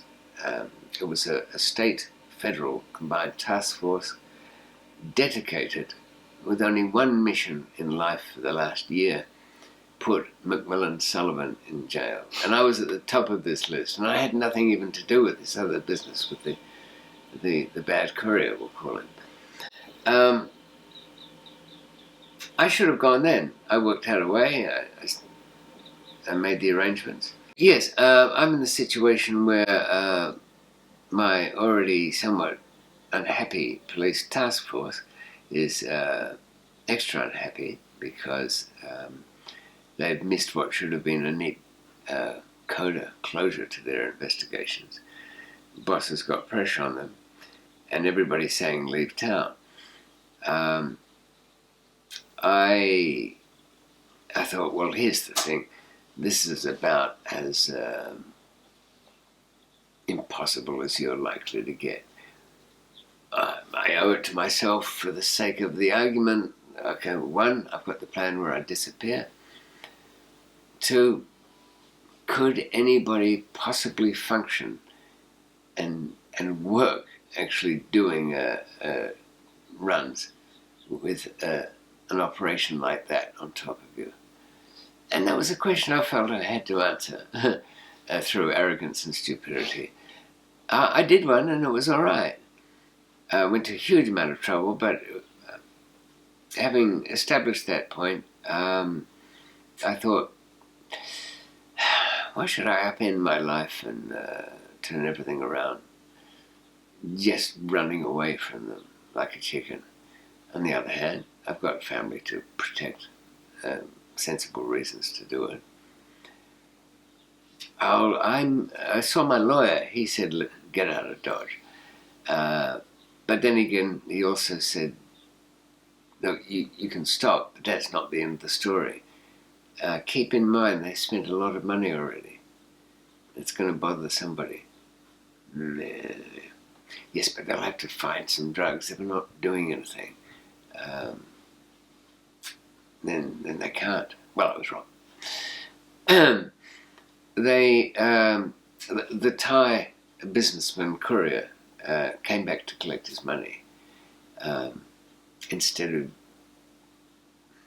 I'd left the communications to Michael, and it was poorly done. I mean, his English wasn't terrific anyway, so it would have had to been either a face-to-face conversation or at least down a direct phone line. And he wasn't. He really didn't want to get that close. He should have stopped him from coming in. Now, he came in without anything, but they thought he did have something, and they dived on him and had him. They knew as soon as they let him go, he'd warn us, and that would be it.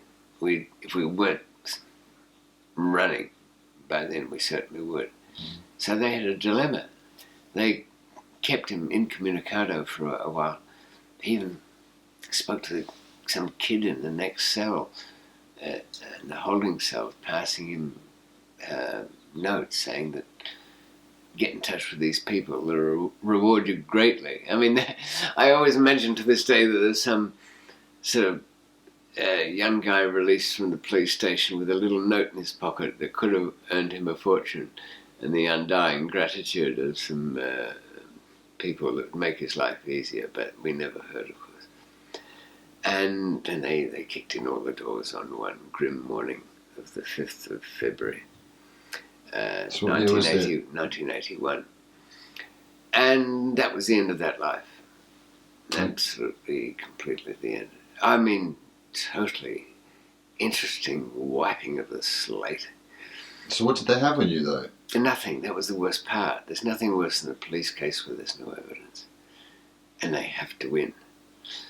They arrested everybody.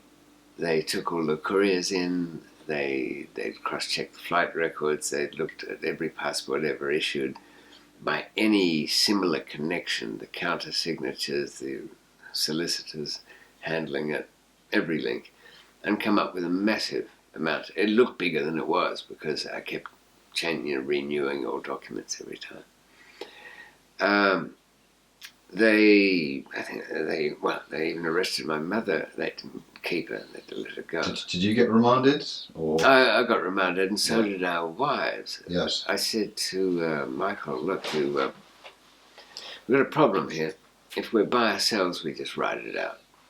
And if we don't like the result, we escape. Straightforward.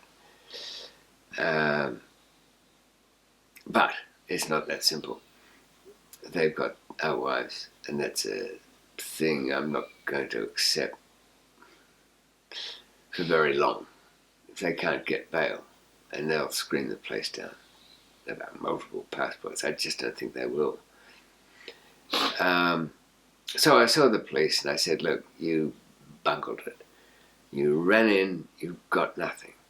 You've got a lot of cheap talk. Even if you turn some of the people you've been talking to, they won't make great witnesses. You know that. I've got a deal for you. Let the girls go. I'll plead singly, just by myself. Everybody else can walk. No, it's Plead to what, though? Whatever they wanted.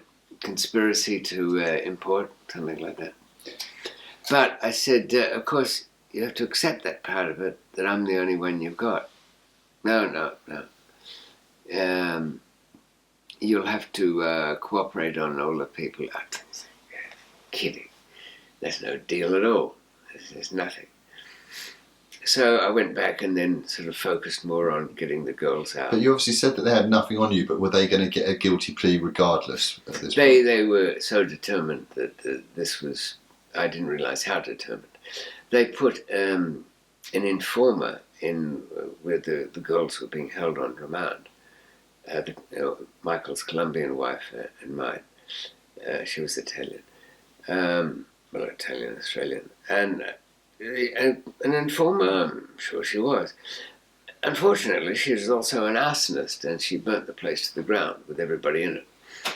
And she ended up dead herself, and my wife, and Michael's wife. Very sorry.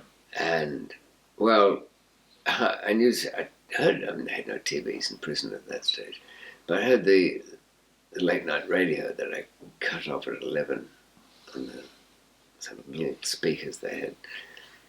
And it spoke of the fire, and that there were 3 dead. So, of course, Michael and I run out in the morning and go to the screws there. Well, Dave, we haven't heard yet. We're waiting to get... I looked at Michael and I thought, they're lying. And they're only lying for one reason. So I just sort of backed away and we didn't really look at each other. A couple of hours later, very sheepish looking officer. McMillan, you've got a legal visit at the front. Are you too, Sullivan? Walked up there. Nobody around the place, one guard on duty. He doesn't even want to look at us. We round the corner and in one room, all of my family. In the next room, all of hers. Not a good day. You know, about a week later, I saw my lawyer at the time. He was a pretty flexible sort of guy, understanding. He was going on about the case. I said, Raina, there's a note here. Please go and give this to Danny McIntosh. You got to read it, so I'll tell you what's in it anyway. I'm going to say to the police, next time we go for a remand hearing, that I've got some things I want to tell them. That conversation would take place across the road from the magistrate's court, and they'll walk me across. They won't be thinking much, but they might be thinking a little. It doesn't really matter. I want Danny to drive by, and as the car misses us, somebody's to throw down 2 pistols, VPM 70s. They hold 19 rounds in them with silencers on them. I was going to make a mess. I was going to make a big mess. Go full Apache. I planned to just, everything I'd learned to that date I'd put to use and disappear into the woodwork. And it would have been crazy. I mean, who's to blame? I might as well shoot myself first because I was the one to blame. I didn't really care for a year or 2 after that. But the trial came up, ran for 6 months, 119 witnesses, 6,000 pages of transcript, 12,000 pages of telephone taps and other recordings. Almost won it too. The couriers, who remained silent when the girls were killed, and had a policeman saying to them, you know why they had their girls killed? that McMillan is a bastard. He's killing his own first, just to tell you he doesn't care who. We'll protect you. Don't worry about that. Your only way out. Your life's not worth anything. If you walk out of that room now, we can't help. Very persuasive, isn't it? Very persuasive. So they were testifying that although they'd seen nothing, I told them that it was hard drugs or heroin or something. And so we battled the long trial.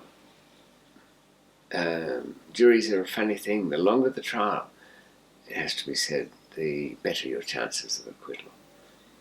So punters out there, don't settle for hand-up testimony from people that have routine stuff. Run everything past that crowd. Jury want to be entertained, and it's your job to entertain them. If it's just somebody in a post office saying he handled parcel X, yeah, sure, they normally accept the statement on that. What's to argue with? You never know what there is to argue with till you start arguing. That jury went out, came back and said, we don't know. Get back out there, says the judge. He realizes it cost a couple of $1 million. Not accepting this. Came back, next day, nothing. Come back again. It's tomorrow's Sunday, Your Honour. We don't want any more. Oh, you have to have a verdict. We're deadlocked, we can't. Now, one of them was a policeman on the jury, so that's why the deadlock was there. We had to stop the trial for a day. Policeman allowed to be on juries? No, but technically she wasn't a policeman. She was a policewoman. She was studying to be one. Mm. So we had to have a day off court while she took her exams. Yeah. Did that make her then a policeman? It didn't matter. They had one other person there as well. We had one, and he's saying it's going to have to be a compromise somehow. They've charged you with count 1, which is like everything. Then 11 other individual counts of particular trips. So this is trafficking from all parts of the world? Yeah, say you had 10 trips from Thailand. You get charged with a general conspiracy to take stuff from Thailand and then individual counts. So had to take the jury went out on a picnic in the bus off. They asked for because there was no drugs in the case. The police went to Thailand, bought 2 kilos of heroin, brought it back and put it on the stand as an example of what heroin looks like. Oh my God. So how did the police go about this? They went and bought it from they did. They had to have a SWAT team operation to bring it into court every day. And we were already in chains then because I'd been charged with attempting to flee by helicopter. To drum up publicity for the case, negative stuff. Lord Tony Moynihan, disgraced peer of the realm, resident in Philippines, had taken his vengeance because I wouldn't be suckered into one of his schemes by sending over somebody who was supposedly ex-SAS to free us all from prison. I kind of saw that for what it was early on, but before he left, he even double-crossed the guy that he sent over to do the double-cross by shopping him to the police and telling them they could stage that as a real helicopter escape. So we end up back in a supermax prison for the second time. The first time because supposedly we had our wives killed. The second time because we're going to go out by helicopter. So when we're going to court, it's in chains and manacles and full-on goon squad running us up and down stairs everywhere we go.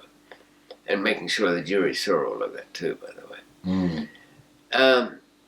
So they had to, everybody had to accept a compromise conviction on 1 count.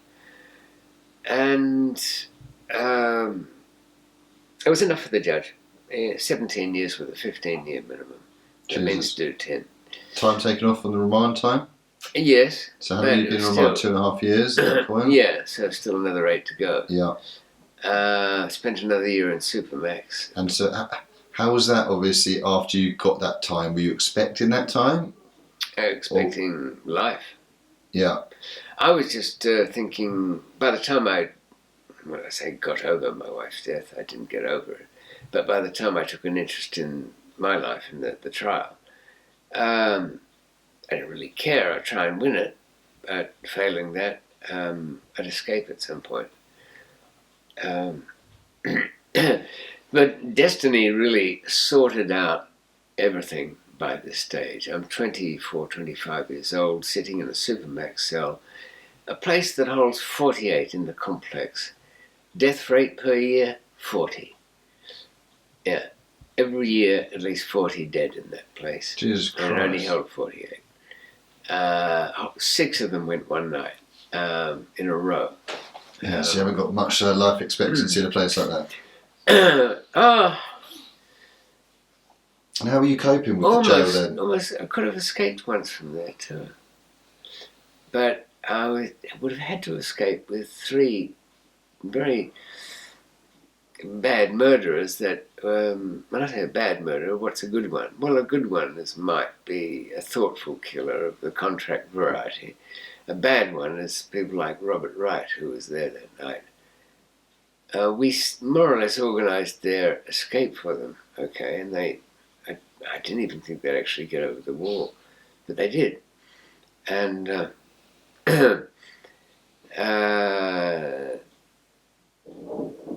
did you regret not going with them? To this day, I do. Yes. How long did they last? A week and a half. Yeah, but obviously you would have had I said to Michael, look, I said, we can go with these guys, but who's the person who's got the only contact that's going to get a safe house for us? Yeah. How good are they at staying put in a safe house? Reckless dead They're weights. shit. What are their ambitions? To get as much out of us as possible. They know we've got money. So we have to get out, get the safe house, communicate with our friends, get another one. All go to bed nicey, out the back door, leave them to it. They break their rules under there, which they did straight away. One phoned his girlfriend, another one the wife's mother or something. But what did Michael get in the court case? He got the same sentence, though convicted of a different count. You know, where the stuff had come in and we switched at the hospital, he went down on that one. I got off that one. On the basis of a tapped telephone call that, when played to the jury, my lawyer said, is this somebody who's just double switched the police for 4 kilos of heroin in an operation that took 5 cars and all of these other kind of things? Because the phone calls was Clelia and I. When are you coming home? Oh, soon. I'm just mucking around with something in the office. Well, listen, get some food for the dogs on the way back. What? Just stop at a chicken shop and get some tea. It was so mundane, the call. My lawyer said, surely there'd be, oh, that went okay. Oh, it was a close call. It was a something. There was nothing in that call. This man could not have known what was going on. But, of course, that's the way, if you're in that business, you talk. You don't talk about the thing itself, just domestic stuff. But back in Supermax, even after I was convicted and I got all those years, I was sitting there in the special suits and going on a visit with 2 guards in the room, and they zip it up and put a padlock there so you can't hide anything. Cameras on you 24/7. They run in at 4 o'clock in the morning and turn everything upside down. You've got to request toilet papers. Your showers are monitored. My wife's dead. They've lived in my house for 3 weeks. They've burnt everything that was of value, confiscated everything else. Did you get hard on drugs at all in prison at these times? No, I was not interested. I was just wanted to survive. I eventually worked my way down the chain and ended up at an open prison and got out. Yeah. But not even then. So you did manage to escape then, like, as you as a bit. No, too much time had passed. It wasn't worth it. By the time I got an easy run on that, would have been halfway through it. Yeah. I didn't have anything. I mean, I had my mother, but it wasn't like I had children or a family. So yeah. What did it matter if I spent another 3.5 years rather than being chased all over the world for nothing? Did you lose your money while you were inside during these times? Everybody does. No matter what you start out with, you spend, in the first explosion, you spend a third trying to get out of that. As a trial goes on, putting out brush fires and trying to secure things, you spend another third. During the course of the sentence, unless you're very, you thought well ahead, you get bored and start investing in things or listening to people from outside doing things that you can't control, their schemes. You'll more or less lose it all, but not quite. I still had some.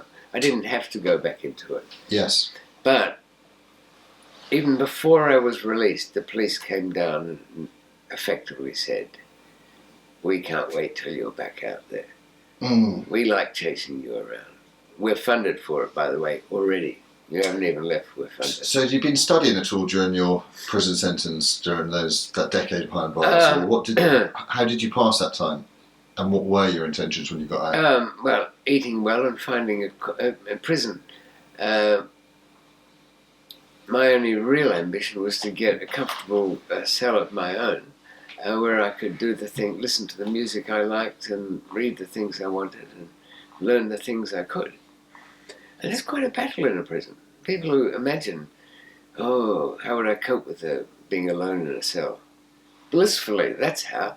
You're never alone in your cell. They bang you up with some fucking half-wit and drag you around to do stupid jobs that are pointless and meaningless. No wonder nobody ever gets over it. All the prisons do is make people more encased in the little world they're in.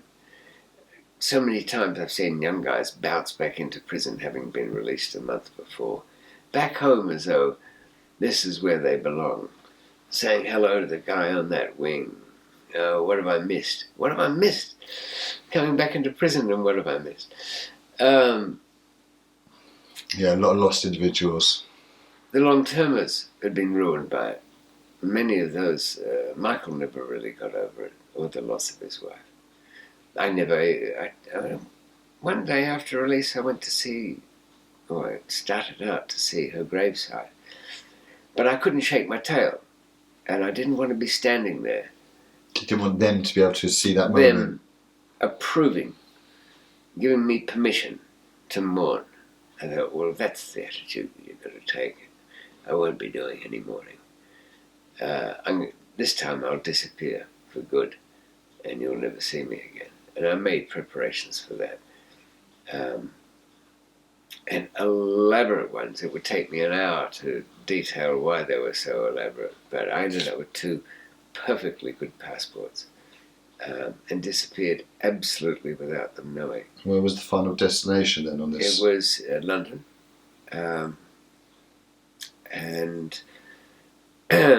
But I had to stop in Thailand to pick up some money from investments I'd made there. And that was all there for you, ready and waiting as it should be? The guy hadn't seen me in 10 years and was so pleased to see me. Now stay a while. I can't. I've technically worked out I've got to get on the next section before they start missing me. Well, it'll take me a while. I said, it doesn't matter. It takes you a while, but, and he ran away and got me $50,000. And, he was very good. But other things were at work behind the scenes. So you'd already started some of your old schemes, or? No, it wasn't that. The guy that we were arrested with, the Thai businessman / courier, he'd been back home a year and a half. And so he got quite a harsh sentence as well then, considering he was just coming over to... Is this the one who came over just to pick up the cash? At this point, that they managed to connect him with... Like you said, he had a crazy passport with destinations. Yeah, they convinced the jury that it was his dope that was in the cutlery boxes that were in the hotel when it was swapped at the hospital. So that was not... This judge was going to give out, equal measure for everybody. He couldn't stand us. He hated me particularly, I think.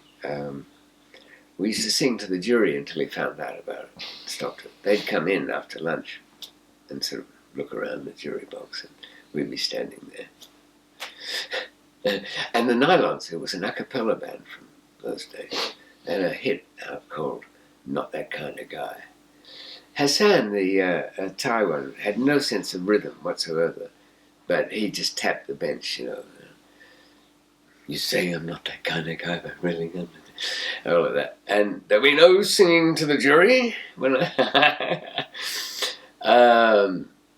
they really couldn't figure out why these people were presented as the Mr. Bigs of the smuggling world. It didn't fit. There was nothing about anything that any of us did that would fit in there.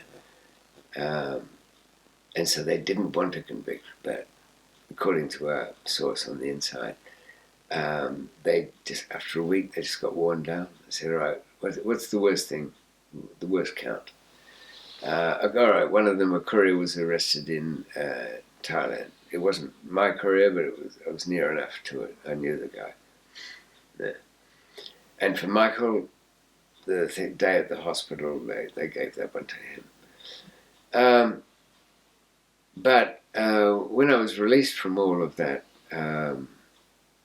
it wasn't really a matter of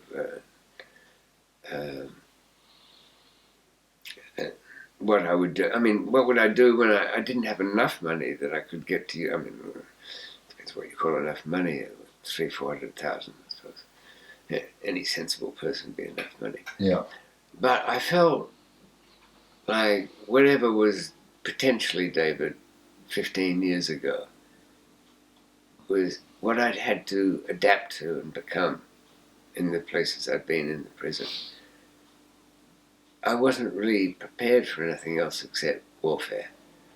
Like those soldiers who come back from the battleground who don't even feel like they're living unless there's a war on.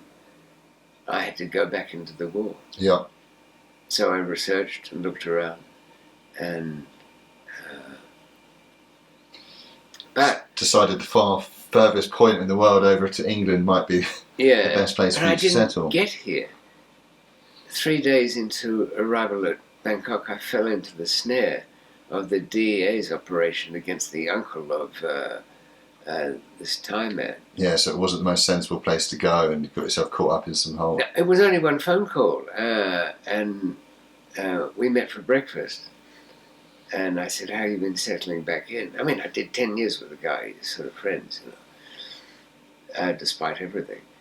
And he said, I think somebody's following me. And I said, well...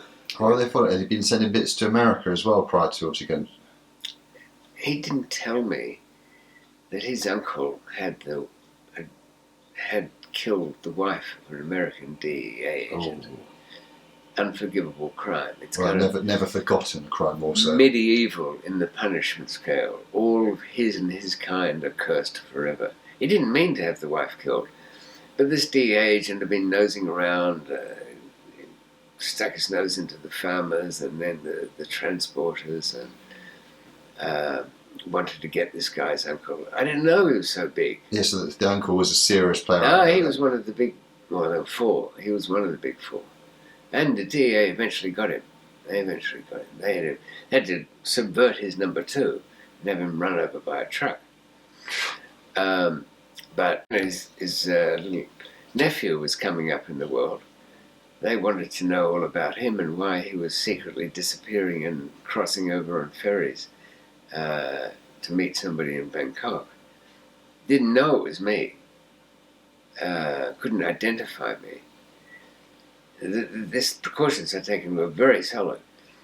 I said, look, thinking, don't do this, don't do it, say this, keep your mouth shut. I'm staying at the Oriental Hotel, and I'm telling you this now, just in case something comes up that I absolutely have to know about. And I'm telling you this because if it's so damn important, you send somebody in there to get me to leave the place and go and call you somewhere.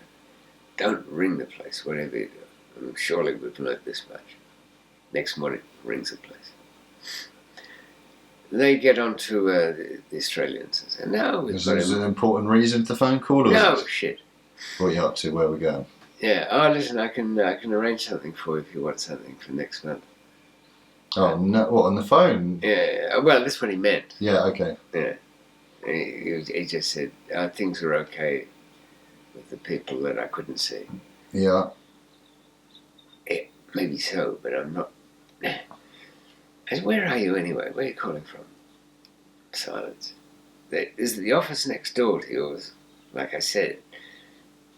Oh, don't answer me. So I hung up on that call and I thought, well, I'm leaving in a few hours anyway. You were intended to obviously line stuff up though to make things happen at the same time. Oh, there would be things, yeah, later things in the pipeline. But not with him. He was too hot. And when I found out about the uncle and all of that, I didn't want to get involved in all of that. But the... So how did you escape the watching eye of the DEA then at that point there? Obviously they knew that you were in a certain hotel then. And They sent back a message saying, we found it. We think it's David. It doesn't make sense, but who else could it be? The Oriental won't cooperate. They don't. They're part of the royalty thing. They don't want to know. That's why I was staying there. They called Australia. Australia said, he's under surveillance. Well, we got it. He was talking to Michael on the phone this morning. We got the phone tap. I'd left Michael with a tape recording and my mobile phone. So he went to a payphone, rang my mobile, answered it, played the tape into it. He and I talking shit. So they know I'm in town. Yeah. The phone's working. Now DA say, no. We just send a man down there. It's him, all right. Sneaky fucker. They on the first flights out there to come in. Yeah, well, it's all closing in, so I'm thinking, no, the passport I'm travelling under next is not the name of the hotel, of course. But I get to the airport and I know it's all wrong. So this was going to come to England, was it? Yeah. And the check-in staff, the girl there, she was all wrong. I'll just be 5 minutes. I just have to check something. Yeah. The name didn't match of the passport, but everything else did. There was an Australian link, and the flight numbers. I don't know what they were just. But I wasn't going to hang around and go into the details of that. I looked around me, and there were 6 or 7 of them working their way down to get closer. So I went into airport escape rules, which is you don't go out of the departure exit. You run downstairs to arrivals. Arrivals are always downstairs. Departure's upstairs. And then you jump into the taxi rank of one of the cabs that just dropped somebody off. They're not supposed to do that. The cabs are meant to go back and join the rank, but they'll do it. And so out of sequence, you beat them all out because they've parked somewhere. They can't catch you. I've done other things, and then still managed to get the Americans were putting in a very complex, for that time, for 1993, a new system of being able to immediately trace calls by location. Hassan up north has got, because his phone's tapped, he's called some friends and said, in his own coded, stupid way, but they understand perfectly well what it's all about. David's just been here and he's leaving, but, it's good to see him. He was a bit worried and all of that.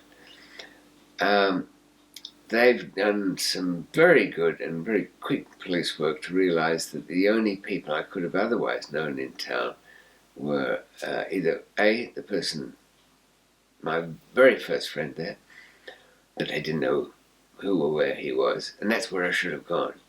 But instead, I broke that rule about sentiment. I wanted to at least make a call back home and saying, look, you're not going to hear from me again, effectively, for a while. As soon as I walked into that, these friends had a travel agency. I knew it was wrong. I crossed the street and I saw a bunch of cigarette butts there. somebody's been waiting for something. And that's kind of clicked together, and I didn't like the street, but they didn't know. And anyway, they descended on me, and I know what all follows from that. Then that's ruined.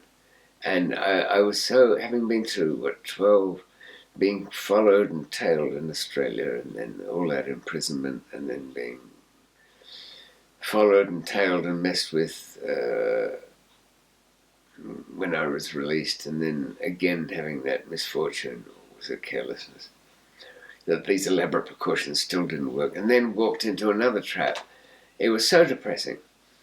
And then I find that I'm not only being charged with the 2 fake passports I've got, but supposedly, was it 300 grams? They probably swept it off the floor of the Bangkok. I mean, people are always dumping. Grams? Yeah, of heroin. Okay, was this, and that's a fit up, was it? Yeah, it would have been the scrapings from the airport. There's always plenty at the end of the day, to charge somebody with. Because even a policeman said, well, it's 300 grams. So, surely it would have been kilos, wouldn't it, with you? Yeah, well, you'd think so, wouldn't you? It does suggest something. So was this the Thai police coming for you, but the DA's close with them, so is there any chance of being able to bribe your way out at those points there? No, I spoke to the Thai captain. He said, you can't, it's foreign, this is a foreigner case. Yeah. It's all foreigners all over it. And they want everything. They want you finished. Lawyers told me that while I was in there. They want you finished. But I was so depressed. The only thing I really wanted was a quiet place to kill myself, to call quits on the game. Because how long was this from when you'd been released from Australian prison then, for 10 years that you served in there? Only 6 months later. Jesus. Yeah.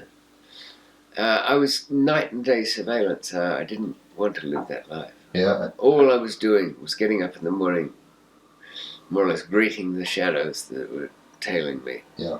I met a girl there. They went to her and said, you can't have anything to do with him. He'll have you running as a courier. Well, I wouldn't have, but So from this arrest then, did you get remanded into the Thai jail? Yeah. There was no way out. I tried to get a whole lot of hypno while I was in.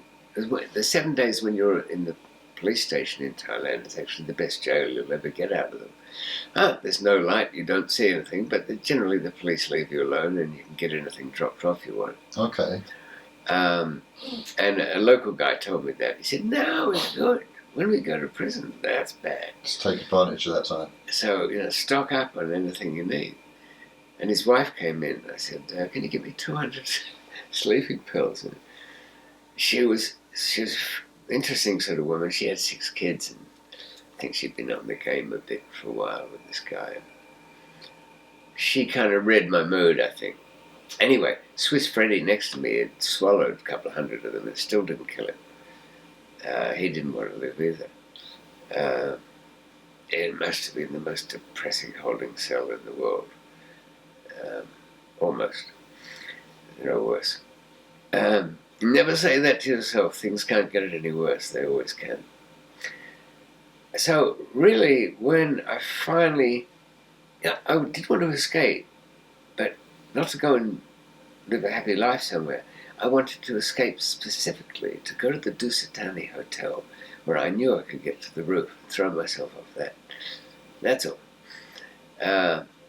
Probably by the time I got up there, I would have changed my mind. But it was very hard. I just couldn't see anything but years of struggle, dwindling resources, fading hope. My friends around the world had a kind of wake for me one year. Well, yeah, the Thai jails aren't known for their hospitality, are they? No. If only then I'd known that that jail was an easy place compared to places I'd later be. But really there was, by the time I realized, despite all the naysayers, that there was a way out of here. It'd be possible. Difficult, but for various reasons possible. Anyway, it had to be possible because I was told a few weeks that my trial would come to an end that I would be convicted and they would make an example of a Westerner.